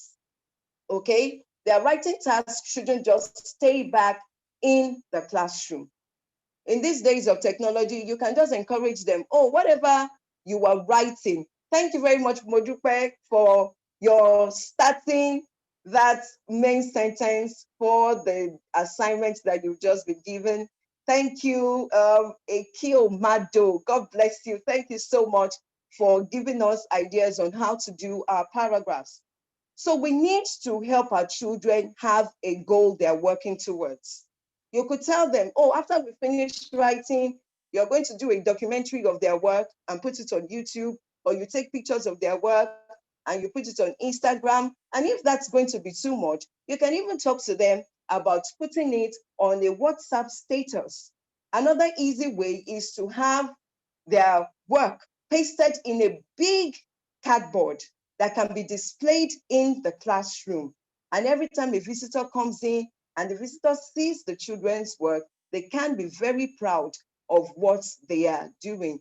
Thank you. So the result of the poll actually shows a lot of people 65% went for fancy words, which is actually the correct answer. Every other thing that we have in the list is very, very important, has building blocks for creative writing, okay? So I said we could start a children's writing blog as well to just encourage our children to put their writing skills out there, to also encourage them to continue writing. As a teacher, you can enroll for a course as well.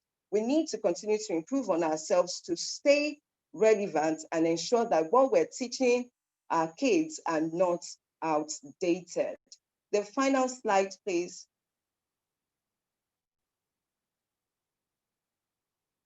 Okay, so thank you very much. We have come to the end. Please let's remember to reflect. As our children resume, let's give them our best. Let's find creative ways to make learning more accessible to them. And you never know that child that is going to end up coming back to say, thank you for laying a good foundation for my future. Thank you, everyone. Thank you. I really appreciate your participation. Thank you, Bumi Adedayo Foundation, for this great opportunity. I'm done now. Thank you. Over to you, please, Mr. Martins Ovigwe. Thank you very much, Mrs. Fawo. Thank you so much. Thank you, everyone. Please let's show our appreciation to Mrs. Fawo. So I'll quickly go into the question and answer session right now because we have very short time to stay. So I have two questions. While you drop your questions for Mrs. Fabu, I'll quickly go into the question we wrote down for two questions for Mrs. Ojola. Mrs. Ojola, are you in, please? Yes, I'm here. I'm here. Okay. Okay, so I'll quickly read out one of the questions. Somebody said, from what age can a child start using dictionary? There are different types of dictionary. You have picture dictionary. So for the early years, we could have picture dictionary for them. And then for the older ones, we could have dictionaries that have words in them. And then as they grow, we give them advanced dictionaries. Okay, then the second one said, the person said, I would like to know which comes first. Is it teaching children to be able to write all the letters of the alphabet, or teaching them to read, or should both of them be done side by side? Well, it depends on the level of the children. If you have a very young child, maybe age 2, 1+2, usually we do more of reading, picture reading first. Then for the writing, I won't advise that they start writing almost immediately. There are so many materials that helps the children to write. We have the coloring materials, you have the crayon, you have the wax crayon, you have the color pencils and all that. Then they begin to scribble. So reading, usually with the sound and all that, usually will come first. Of course, when you hear people say you want to go to school to do what? To learn to read and write. So usually the reading will come first and then writing will follow. But it also depends on the age level. If the child is age 3, we can do both side by side. Okay, thank you very much, Mrs. Ojola. I don't think there's no other question for you, and I've also not seen any from Mrs. Fagbo. Please, can we drop our questions? There are no other questions for Mrs. Fagbo right now, so I'll quickly go over. Let me introduce the next person that will be taking over, Mr. John. He will be facilitating the quiz session that Mr. Femi talked about earlier. So right now I'll be handing over to Mr. John Hunse.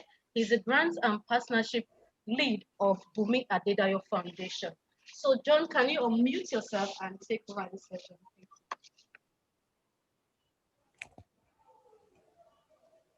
Thank you, Obigwe, for the introduction. Good afternoon, everyone. Good afternoon, everyone. Can you hear me? Please kindly type yes in the comment section if you can hear me. Okay, yes. Thank you. It's been such a great day.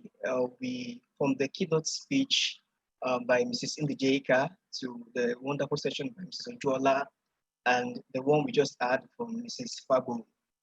It's been a great time. We started 7 weeks ago, and to God be the glory. We wrap it up today. And I know some of you have been very consistent from the very beginning of the webinar series for educators, and you're still here with us today. So I want to sincerely thank everybody who has joined us from the very beginning, or you probably joined us midway and you've been with us till now. So basically, it's going to be very brief because of our time. I have some questions here. I have them. Let me say, I just have 1 to 15 questions here. They are very simple questions. It's just for us to just engage you. So we have some books. We have some materials that were given to us, and we thought it's nice to use this privilege, this platform to share them. So we can see my screen. This is the Right Teacher book by Dr. Bimbola Ogundere. If you are in Lagos, so if you're in Nigeria, you should have heard about this book. It is a book that every teacher who wants to make a difference in the life of their children needs to read. So we have them in large quantities, and we want to give some of them out to our participants. And then we also have this collection of books. So it's called the Alternate Teachers Trainer. So it's a collection of many books. It has audio CDs, it has pamphlets and short manuals of how you can make a difference, become an outstanding educator, a school owner, a school administrator. So okay, this is part of it. This is one of the short book from it, and these are some of the CDs. So they are all packed in one. So we'll be giving them out to some of our participants, and I can tell you they are going to be very, very fair with it. So the rule is simple. It's simple. From whatever we are connected with, either you're using your smartphone or you're using your laptop or whatever you're using, you will need to raise your hand, and then I will pick the first person whose hand is showing on my screen and ask him or her to unmute his or herself. So how do you raise your hand? It's very simple. Just type on the participants icon on your. Okay, sorry. This book was given to us by, this collection of books was given to us by Mrs. Da Silva. If you joined us in the first series, she handled a session on effective assessment and feedback management system for schools, both the virtual and the in-class setting. So she was our first speaker in the series. So she gifted us these books. We have close to about 20 of them or thereabouts, and we'll be giving them out to participants. So that is that on that. So you need to raise up your hand by clicking on participants. Click on participants and then use the button that shows the hands raised. So then I will now go there and then ask you to unmute yourself. You pick a number between 1 to 10, 1 to 15 rather, and then I already have some hands raised already. So the first hand I'm seeing here is Oyinola Soluga. So I'm asking you to unmute yourself. Okay, I will unmute you now. Then you can pick a number. I'm here. Okay. Good afternoon, Oyinola. Good afternoon. Good afternoon. Okay. So thank you. Your foundation. You're most welcome. You're most welcome. So you have questions 1 to 15. What numbers would you like to choose? Okay, number 9. Number 9. Okay. Yep. It says that mention the name of any 3 BAFE faculty member whose session you have attended. Wow. I will come again. Mention the name of any 3 BAFE faculty member whose session you have attended. We've had 14 of them already, and we're asking you to just mention any 3 names. 3 names. Okay, just a minute. Okay.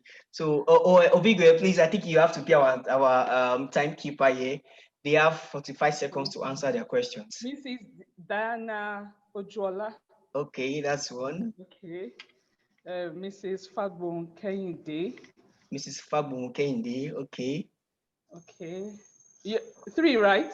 Yes, 3. Wow. One more. Ovigo, what's the time, Mr. please? Akialamu. Mr. Akialamu. Okay, Mr. Akialamu. Wow. Yes. Okay, you got that so cheaply. So I'm happy to tell you that you have you have a copy of the Right Teacher book by Dr. Abimbola Gundiri. I have to tell you that she gifted this to us, so we didn't buy them. She gave them to us free of charge, so we'll be giving them to you. So please, are you on our WhatsApp platform? Yes, I am. So please, you chat myself up or Obigwe up. We are the admins of the group, and then we can reach out to you on how to get the book across to you. Congratulations, Okay. man. Okay. Thank you very much. So I will go to Mr. Akialamu's hand is raised up. Mr. Akialamu's, that was an expo, Mr. Akialamu. Okay, no problem. I will call you, sir. All right. So I will go to the next person whose hands is raised up. Okay. So I have one Chinelu Izinwaka. So Chinelu Izinwaka, I will ask you to unmute yourself now, and then you can ask your question. Chinelu, you are muted. Yes. Hello. Okay. Okay. So from where are you joining us, I should Chinelu? pick a number. Yes. I should pick a number. Yes. Pick a number. But wait, Number 6. But wait, Chinelu. I'm coming from Iraqi State. From Isolo. Okay, thank you. So you are picking number 6. Okay, number 6 is a very simple question too. So I'll be giving you this if you get the answer right. Which year was BAF founded? Which year was BAF founded? You have 40 seconds. Sure, you have 30 seconds. Chiro, can you hear me? No idea, sorry. No idea. Thank you so much. Okay, so that question is gone. I'll go to the next person. Mofuluke Ayuba. No. That was an expo. I think you already said you have no idea, and we are sorry about that. So BAF was founded in 2016. It was established in honor of Olubumi Adedayo, who went to be with the Lord, and since then we've been making impact. Before he died, he was passionate about children, and he wanted to make an impact in their lives. So this foundation is living out his dream, and we are proud that we are making impact. We are reaching out to teachers and children. Thank you. So Modupe Abaton, I will mute you now and then ask your question. Okay, I'm picking number 3. You are number 3. Yes, it's that. Okay, so it says that which of the keynote speakers refer to teachers as midwives of destinies? Which of the keynote speakers refer to teachers as midwives of destinies? You have 30 seconds, please. Not 45 seconds again. I need your happiness. Is that? Midwives of destiny. I didn't get that, please. Yeah, the line is breaking.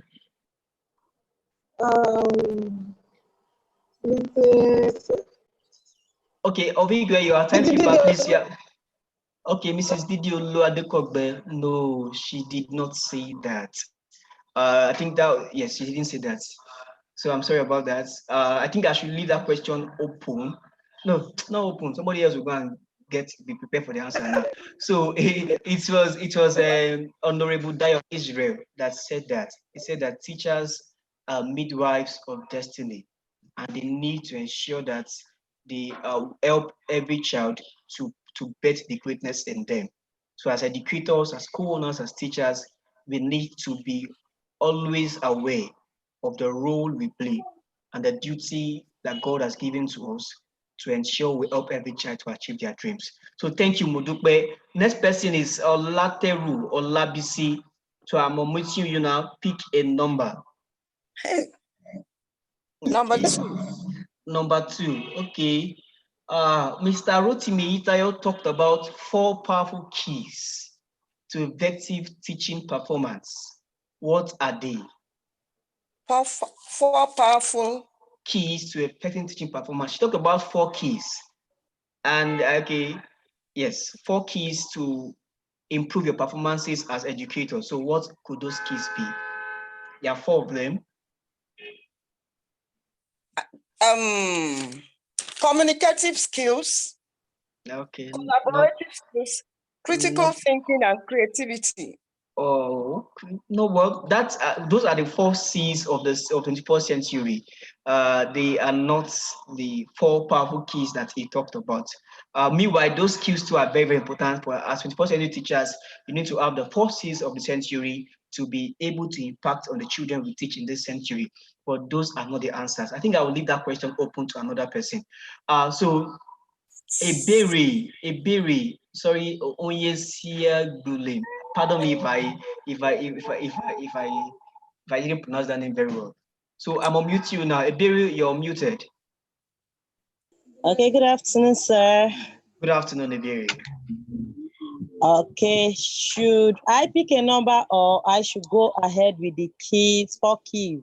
I think you should go ahead with the 4 keys. Okay. Okay, let's see. I think is first skills, right? Is assessments. Okay, please let me wait, I think I need to explain the question very well. Mr. Rotimi Ayitayo was the second keynote speaker in the webinar series, and he used 4 powerful keys that starts with an M. All of them started with an M. He used them as keys that are very powerful to improving your performance and changing your career as teachers. So what are those keys? I don't have ideas, sir. Okay, sorry about that. Okay. Yes. Okay, so I think I need to tell you that. So Mr. Ruth, if you joined us earlier today, we played the video, and the video even mentioned the 4 keys. He talked about the key to the mind, talked about the keys to the mold, talked about the keys to mold, and the magic of teaching. So those are the 4 keys talked about. See, as teachers, your mind is is a very powerful tool that can help you, transform your teaching career. Thank you so much. You remember. Okay, so I'll go to the next person now. I think how many minutes do I have left? Okay, so I'll go to Mrs. Deborah Oka. Sorry, Miss Deborah Oka. You're muted now. Please ask your question. Good afternoon, everyone. Good afternoon, Deborah. Okay, I only attended 2 sessions, but God help me. Who knows? It could be the lucky person. So what's number? Number 10. Number 10. Okay, it's a very, very simple question. What is the meaning of BAA? Please take note. It's not BAF. Not BAF. Not BAF, BAA. Today's keynote address talked about lessons from BAA. So what is the meaning of BAA, or who is BAA? Any of them? Just tell me what BAA means. Okay. BAA is Babatunde. Babatunde Akinleye. somebody else that don't shoot. No, it's not. It's the brother that's answering. No, it's not Olabisi that spoke. Olabisi that spoke? Yes. Okay, I think I need to change my speech.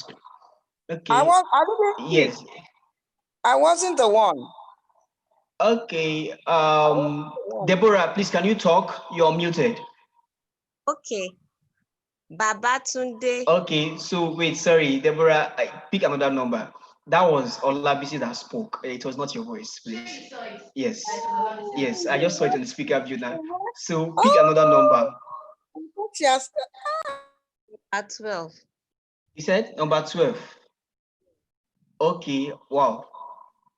It says mention any 4 topic or sessions that has been held in the webinar series.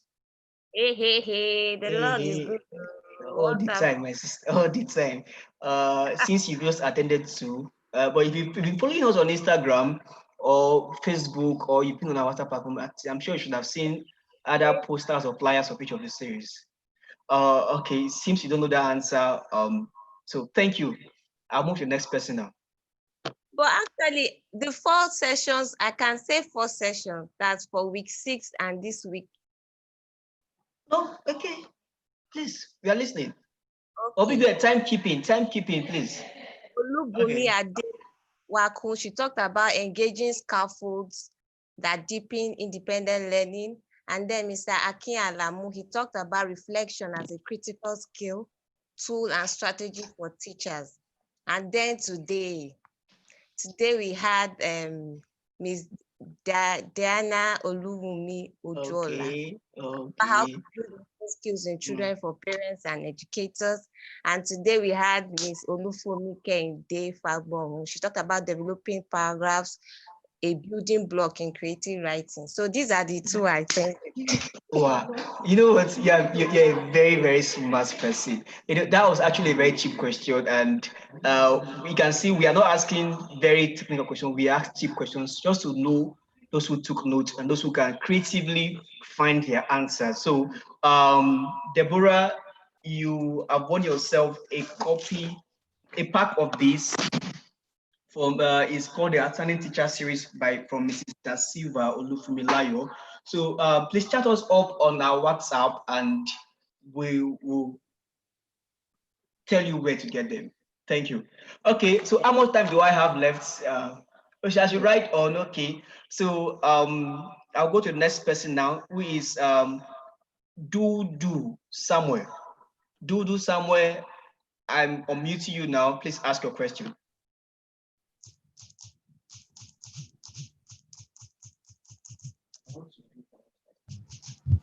Number 5. Number 5. Okay. So number 5 says, who was the first keynote speaker? Who was what? Who was the first keynote speaker in the BEF webinar series? It's a very cheap question. Well, it's not cheap like that. You know, we've been doing this for the past. I don't have an idea. No problem. Thank you so much. That would sound better luck next time. So I'll go to the next person, Adeshino Omowumi. So Adeshino Omowumi, I'm unmuting you now. Please ask a question. So we have close to 162 of this book. We have close to 15 or 20 of these. So we want to give them out. So Omowumi, I'm unmuting you. Please ask your question. Is our mommy there? Okay, I think she's not there, so I may have to go to Toyin Falusi. I'm unmuting you now. Please ask your question.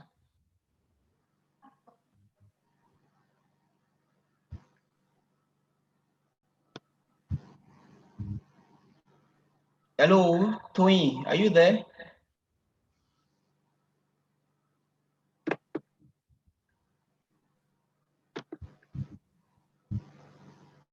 Hello, okay. I think I need to go to the next person now. Yes, so okay. I'm here. Oh, lucky you. I almost went to the next person. Good afternoon, Toyin. So please ask your question. What numbers are remaining? We have number 1. We have number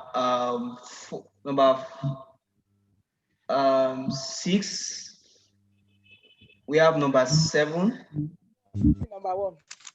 Number 1. Okay. So how many keynote speakers have featured in the webinar series so far? 14.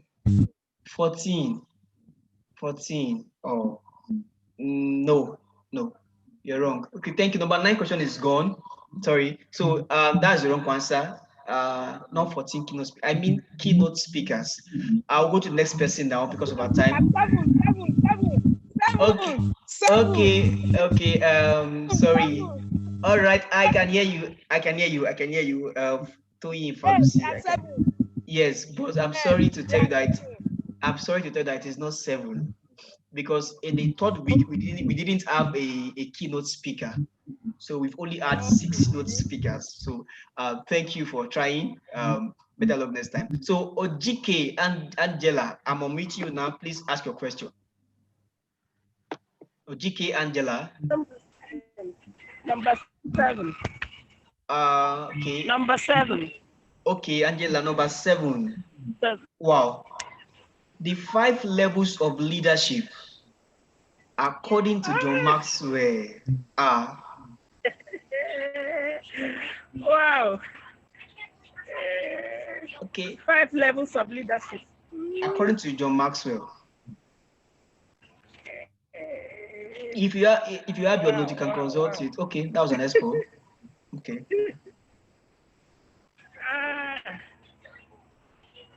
I can't.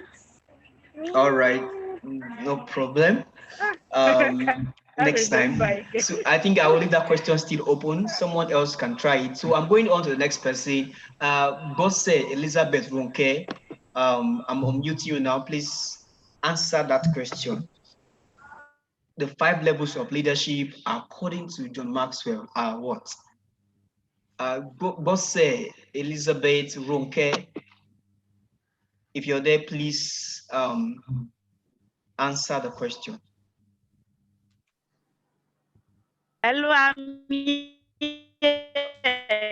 Okay, yes, thank you. I know you're here. So I need the answer. Yes. Good afternoon, boss. Sorry, good evening, rather. So I was asking, I said the 5 levels of leadership, according to John Maxwell, are what?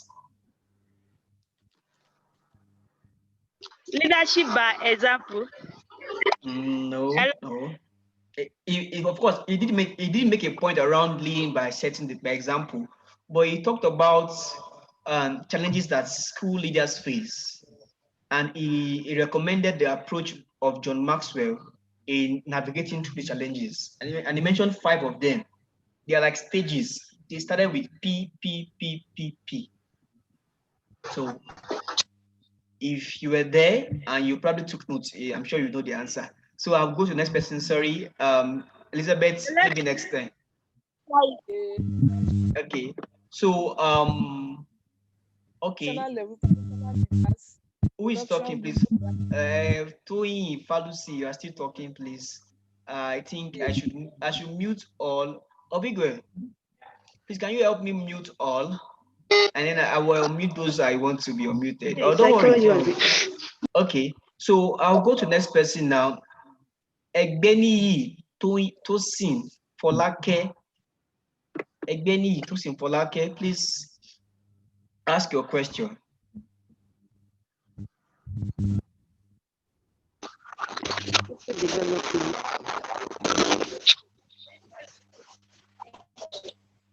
Hello. Okay, she's not there, so I'll go to the next person now. So Inkiruka Doris, I'm going to unmute you now, and then you ask your question. Inkiruka Doris. Hello. Okay, hello, can you hear me? Yes, I can hear you, Inkiruka Doris. Good evening. Okay, good evening. Sorry. No today was my first time. Wow. I joined late. No, I want to try. I just want to try. Okay, number 6. Yeah. Number 6. Okay. Yes. Number 6. All right. What is the name of today's keynote speaker? Hello? What is the name of today's keynote speaker? The name of? Today's keynote speaker. Keynote speaker for today? Yes, for today. For today, Mrs. Diana Ojola. Wrong answer. I wish I have 50-50. Hello? So John, how many questions do we have?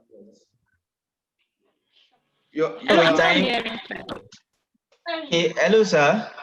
How many questions do you have? I think because of the time, I will just take 2 more because of the time. Okay, all right. Yes, sir. So I'll go to the next person now. So Uzochukwu Blessing Amarachi. Please, the next question. I'm unmuting you now. Ask your question.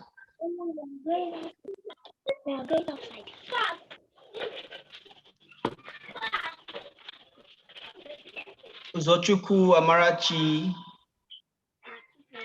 are you there?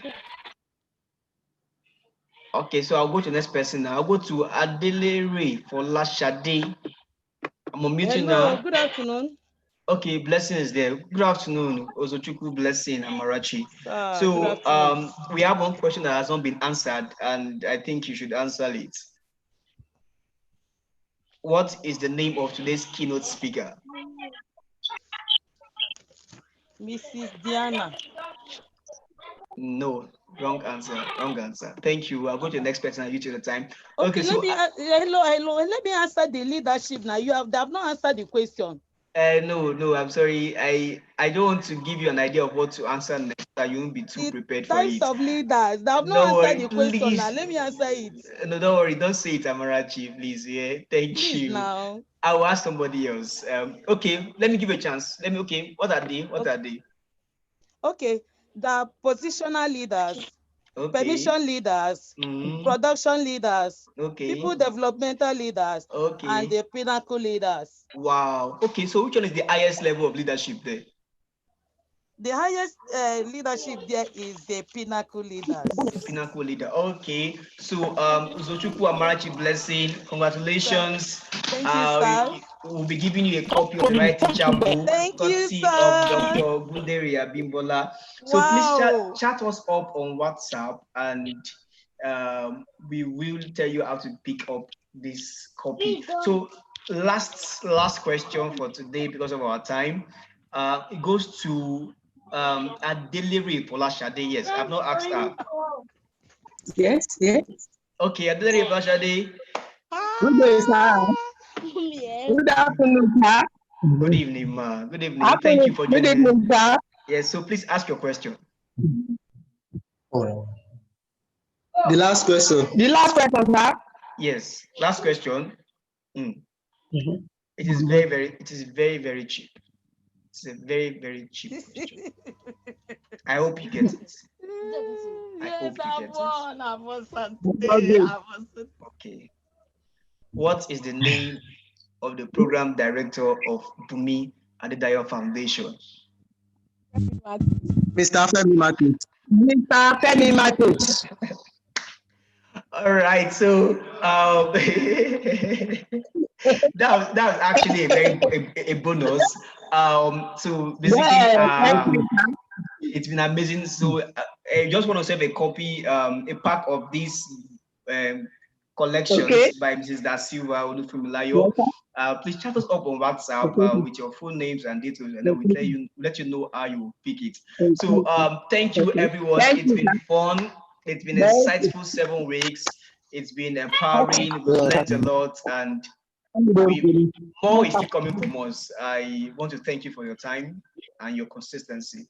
Please take care. Mr. Femi Martins, over to you. All right, thank you. Can we put our hands together for Anani John Close? That's our partnership and grants lead at the foundation.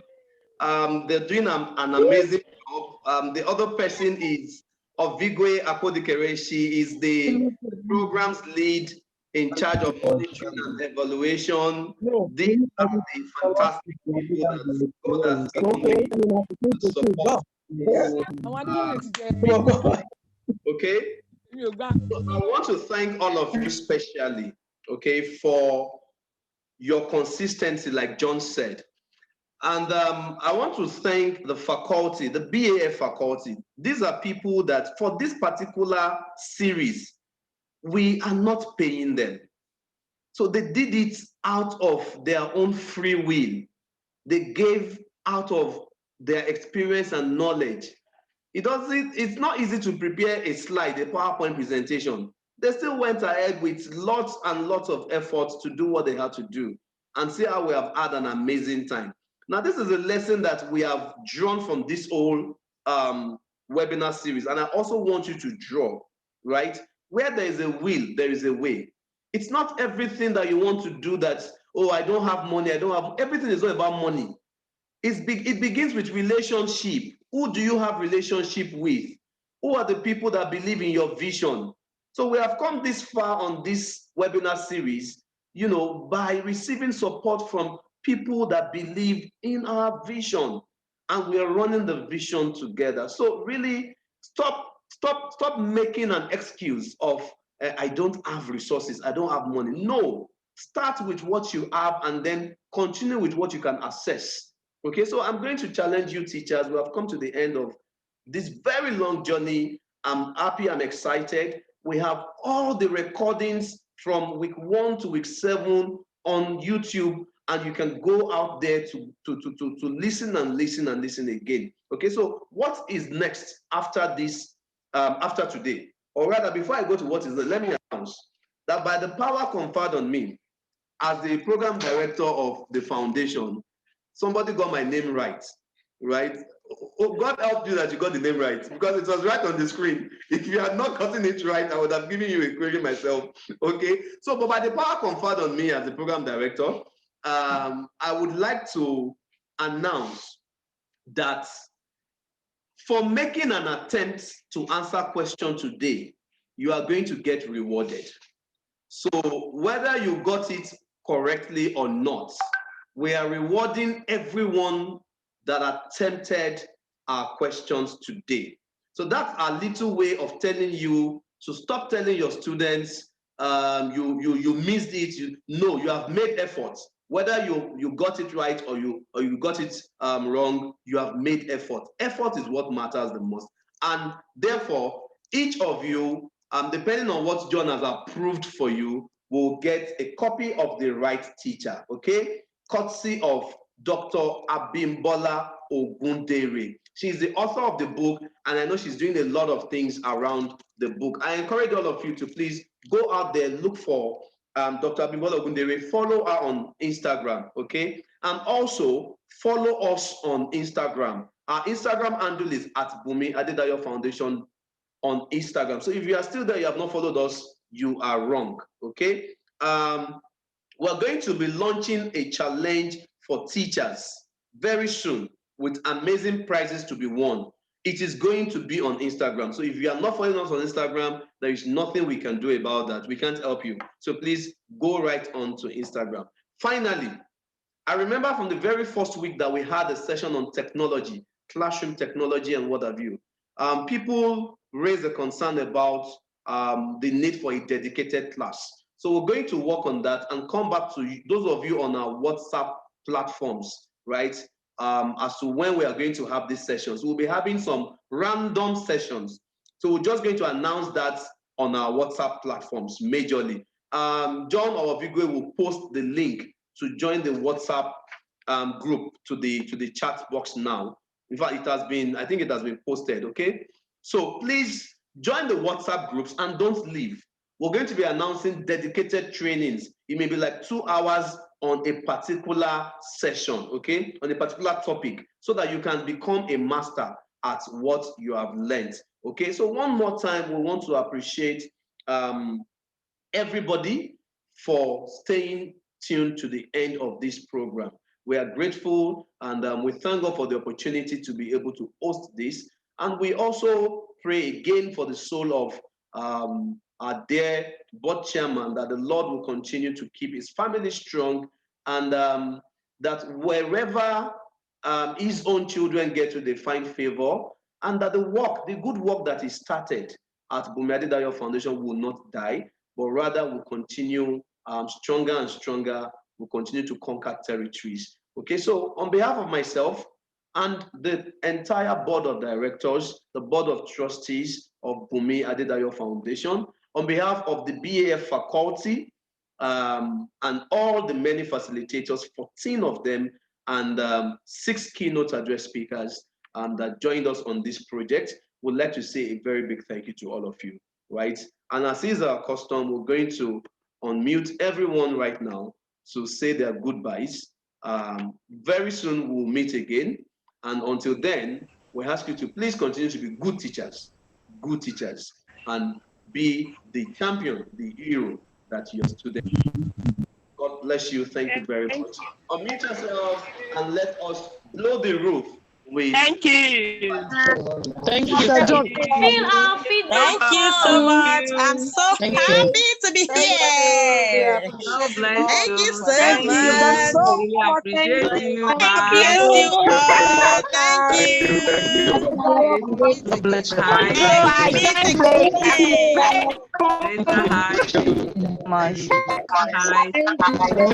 We appreciate you.